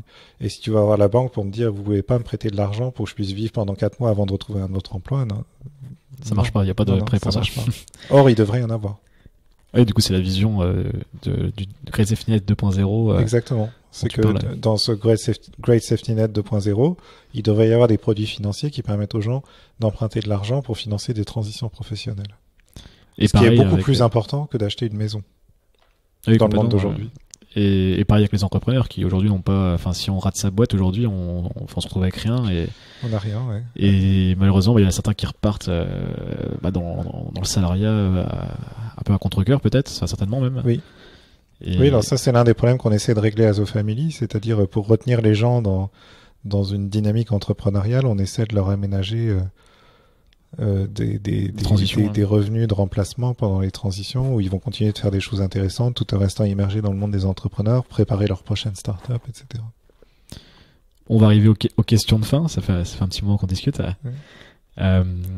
Si tu avais des personnes, des influences, tes plus grandes influences, ça serait qui sur ces dernières années? Vaste question. C'est difficile parce que on a toujours plein de noms dans la tête et d'en sélectionner quelques-uns c'est difficile. Mais bon, la grande influence, moi j'en ai beaucoup parlé. Je pense Miles Davis c'est quelqu'un qui m'a beaucoup influencé. Et avec le recul, je m'en souviens vraiment comme quelqu'un de marquant. Ces dernières années, moi j'ai été très éclairé par la lecture de quelques auteurs qui sont Carlota Pérez, Bill Janeway, enfin bref, des gens qui écrivent sur la transition qu'on est en train de vivre, sur la place des startups dans cette transition, sur les enjeux institutionnels de cette transition, etc. Ça m'a beaucoup marqué, ça a vraiment façonné ma pensée et ma propre compréhension du monde des startups. Aussi, voilà. le livre que tu offres le plus, c'est peut-être plus simple à répondre, s'il y a un livre que tu as conseillé aux personnes ou que tu conseilles le plus souvent. Non, là aussi ça dépend. C'est compliqué. En fait, j'offre assez peu de livres, j'envoie volontiers des articles. Un article que j'envoie beaucoup, c'est un article qui est paru dans le New York Times il y a quelques années qui s'appelait Welcome to the Failure Age. Donc, bienvenue dans l'âge de l'échec. Et c'est exactement sur les sujets dont on vient de parler. C'est-à-dire, on est dans un monde où l'innovation est devenue tellement importante que les entreprises et les individus doivent se préparer à échouer souvent, parce que l'échec, c'est le quotidien dans l'innovation. Et cet article explique, c'est par un journaliste qui s'appelle Adam Davidson, il explique très bien, voilà, à quel point c'est en décalage avec les institutions héritées du passé. Donc c'est un article qui a façonné ma pensée. Et sinon, sur les sujets nouveaux sur lesquels je travaille, c'est la politique industrielle, la politique du développement. Le livre qui est très très éclairant sur ce sujet, c'est un livre d'un ancien journaliste de The Economist qui s'appelle Joe Studwell, qui a écrit un livre sur l'Asie du Nord-Est et pourquoi certains pays se sont développés en Asie et d'autres non. Et ça s'appelle How Asia Works. Ok, je lirai, j'ai jamais lu encore. On m'a dit que tu étais un gros utilisateur d'Evernote, que tu étais, comme tu lis beaucoup et que tu fais des recherches, tu écris des livres. Tu peux nous dire, on s'en dans les grands détails, mais comment tu t'organises justement au quotidien, dans ton travail, mais surtout sur la partie plutôt recherche, écriture, lecture. Alors, donc moi je suis un obsédé de l'archivage parce que je tombe souvent sur des choses qui ont l'air intéressantes, que j'ai le temps que de survoler, et je vais être sûr de pouvoir les retrouver plus tard. Et plus tard, ça peut être demain, ça peut être dans un mois, ça peut être dans un an, ça peut être dans 10 ans. Et parce que j'ai eu trop de fois où j'ai un souvenir confus d'un article que j'ai lu, mais je me rappelle plus exactement et je sais plus où le retrouver. Et très souvent, à force d'efforts, je finis par retrouver, mais parfois non, et c'est très très frustrant. Donc je suis obsédé par ça, et donc j'aime bien garder tout sous la main, surtout sur Internet où en fait on s'en rend pas forcément compte, mais le contenu est assez précaire, c'est-à-dire il y a beaucoup de contenus qui sont en ligne puis qui un jour disparaissent. Sur Medium, c'est très fréquent, par exemple, les gens, je sais pas pourquoi, ferment leur compte et tous leurs articles disparaissent. Et donc moi je préfère par prudence tout ce qui me semble vaguement intéressant, j'aime bien le clipper dans mon Evernote et en garder une copie pour moi. Donc tu screenshot en fait. Voilà, quitte à, c'est pas des choses que je lis d'un bout à l'autre, c'est plutôt des choses que je survole et en croisant de quoi ça parle, qui l'a écrit, sur quel support c'est paru, comment sont écrits les premiers paragraphes. Je me dis c'est bien ou c'est pas bien, et si c'est bien, je le mets de côté. D'accord. Au niveau de des projets, du coup, que ce soit pour The Family ou les projets personnels, enfin ton livre par exemple, donc qu'est-ce qui est à venir dans les prochains mois, prochaines années? C'est quoi ta vision? Alors, moi, je vais, en gros, les 12 à 18 mois qui viennent, ils vont être vraiment dominés pour moi par un gros effort de travail sur l'Europe. Pourquoi l'Europe est si en retard dans l'économie numérique? Comment rattraper ce retard? Quel genre de politique industrielle on peut inventer pour accélérer ce rattrapage? Dans quelle mesure on peut s'inspirer de l'économie du développement, de l'économie de l'innovation, etc. Donc je vais beaucoup travailler là-dessus, je vais aller voir beaucoup de gens pour en parler, je vais lire énormément, je vais profiter de mes déplacements pour parler de mon livre actuel Hedge, pour aussi rencontrer des gens pour préparer le prochain livre. Donc j'essaie de créer cette boucle vertueuse. Et puis donc j'ai un ami à Londres qui s'appelle Ian Hathaway, qui est un économiste qui est en train de coécrire un livre avec Brad Feld, qui est investisseur américain basé à Boulder dans le Colorado, qui est la suite d'un livre écrit par Brad il y a quelques années qui s'appelait Startup Communities. Et en fait, c'est l'un des rares livres qui explique qu'est-ce qu'un écosystème de startup. Donc lui, il appelle ça Startup Communities. Et le livre que Ian est en train d'écrire avec Brad, c'est la suite de Startup Communities. Et c'est pour expliquer, c'est pour étayer le framework qu'a mis au point Brad, qui est un framework un peu superficiel, très intuitif, par de la théorie économique solide et d'en tirer des conclusions pour tous les gens qui cherchent à travailler avec les startups mais qui comprennent pas ce que c'est que les communautés startups. Et donc ce livre, c'est un livre que j'ai hâte de voir publier. Je pense qu'il va être très utile pour nous, as a family, pour comprendre comment créer un écosystème. Plutôt pour valider ce qu'on est en train de faire. C'est-à-dire, je pense pas apprendre beaucoup de choses, surtout que j'ai déjà beaucoup discuté avec Yann, donc je sais déjà ce qu'il y a dans le livre. Mais par contre, l'existence du livre va nous permettre d'enfoncer le clou sur ces sujets-là et d'installer, voilà, et de commencer à créer un consensus de compréhension et d'action sur le monde des startups dans toute l'Europe, qui est maintenant notre rayon d'action as a family. D'ailleurs, juste pour dire sur Bradfeld, pour les gens qui nous écoutent, c'est vrai que c'est un investisseur que je suis beaucoup. Il écrit très régulièrement sur son blog personnel. Et il y avait notamment une série, je me souviens, d'articles sur la levée de fonds, qui était assez dingue. Il a écrit d'ailleurs un bouquin spécialement sur la levée de fonds. Je sais plus le nom, c'est Venture quelque chose. Je retrouverai. Et vraiment super entrepreneur. Oui, et puis très généreux, c'est-à-dire investisseur aussi. Il est l'un de ceux qui ont vraiment imposé cette idée que quand on travaille dans le capital risque et dans les startups en général, on partage ce qu'on pense. Parce qu'elle a la tendance aux États-Unis quand même globalement, et c'est vrai que The Family est assez singulier au final en Europe et les gens en France. Les gens ont plutôt tendance à se dire on garde nos secrets. Exactement. Et très peu de gens font ça en Europe en fait, ce qui prouve qu'on n'est pas, voilà. La raison pour laquelle les gens font ça aux États-Unis, c'est que leur écosystème est tellement développé et mature qu'il est devenu ultra compétitif et produire du contenu et s'ouvrir et partager ses idées, c'est une manière d'essayer de sortir du lot. Et le fait que l'Europe n'ait pas encore installé ça comme pratique généralisée, c'est que ça prouve qu'on est encore très loin d'être mature et compétitif. C'est ça que moi je disais Bradfeld, Fred Wilson à New York et Mark Suster à Los Angeles. Oui, et un peu Marc Andreessen, mais exactement. Mais c'est vrai que, comme tu dis, je pense pour les meilleurs entrepreneurs, en fait, il faut montrer qu'on est les meilleurs investisseurs et du coup, ils doivent se marketer comme une entreprise. Enfin, c'est des entreprises au final. Exactement. Et certains d'entre eux le font personnellement.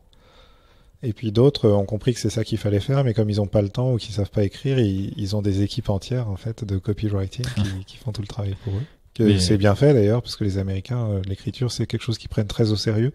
Ça c'est une grosse différence aussi avec entre le monde anglo-saxon et la France, c'est que dans le monde anglo-saxon, l'écriture, l'expression des idées, le partage des idées, c'est quelque chose qui est très noble et qui est très prise au sérieux et qui est fait par des professionnels qui font ça très très bien.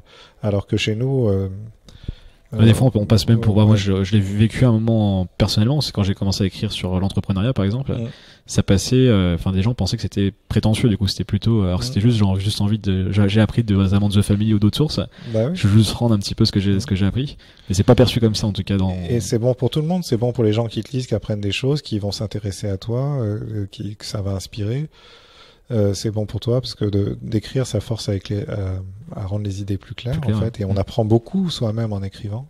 Donc moi j'ai découvert ça d'abord en enseignant, j'ai longtemps enseigné notamment à Sciences Po, et je m'étais aperçu que enseigner, on n'avait pas besoin de bien maîtriser un sujet pour l'enseigner, il suffit mais par contre une fois qu'on l'a enseigné, on le maîtrise à fond parce on s'est forcé à l'exprimer à l'attention d'une audience qui a besoin de comprendre, que ce soit exprimé de façon claire, structurée.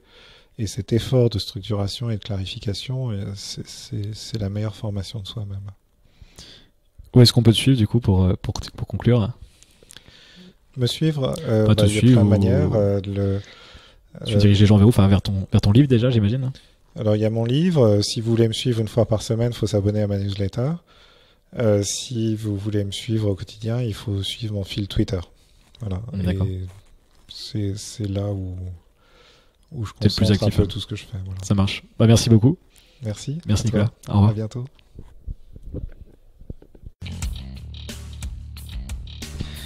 Merci d'avoir écouté cet épisode jusqu'au bout. Vous pouvez retrouver toutes les notes de l'émission sur le site jckurdali.org. Il y aura les livres mentionnés, les ressources, etc. Donc Kurdali, c'est Kurdali. Profitez-en pour vous inscrire pour ne pas louper les prochains épisodes.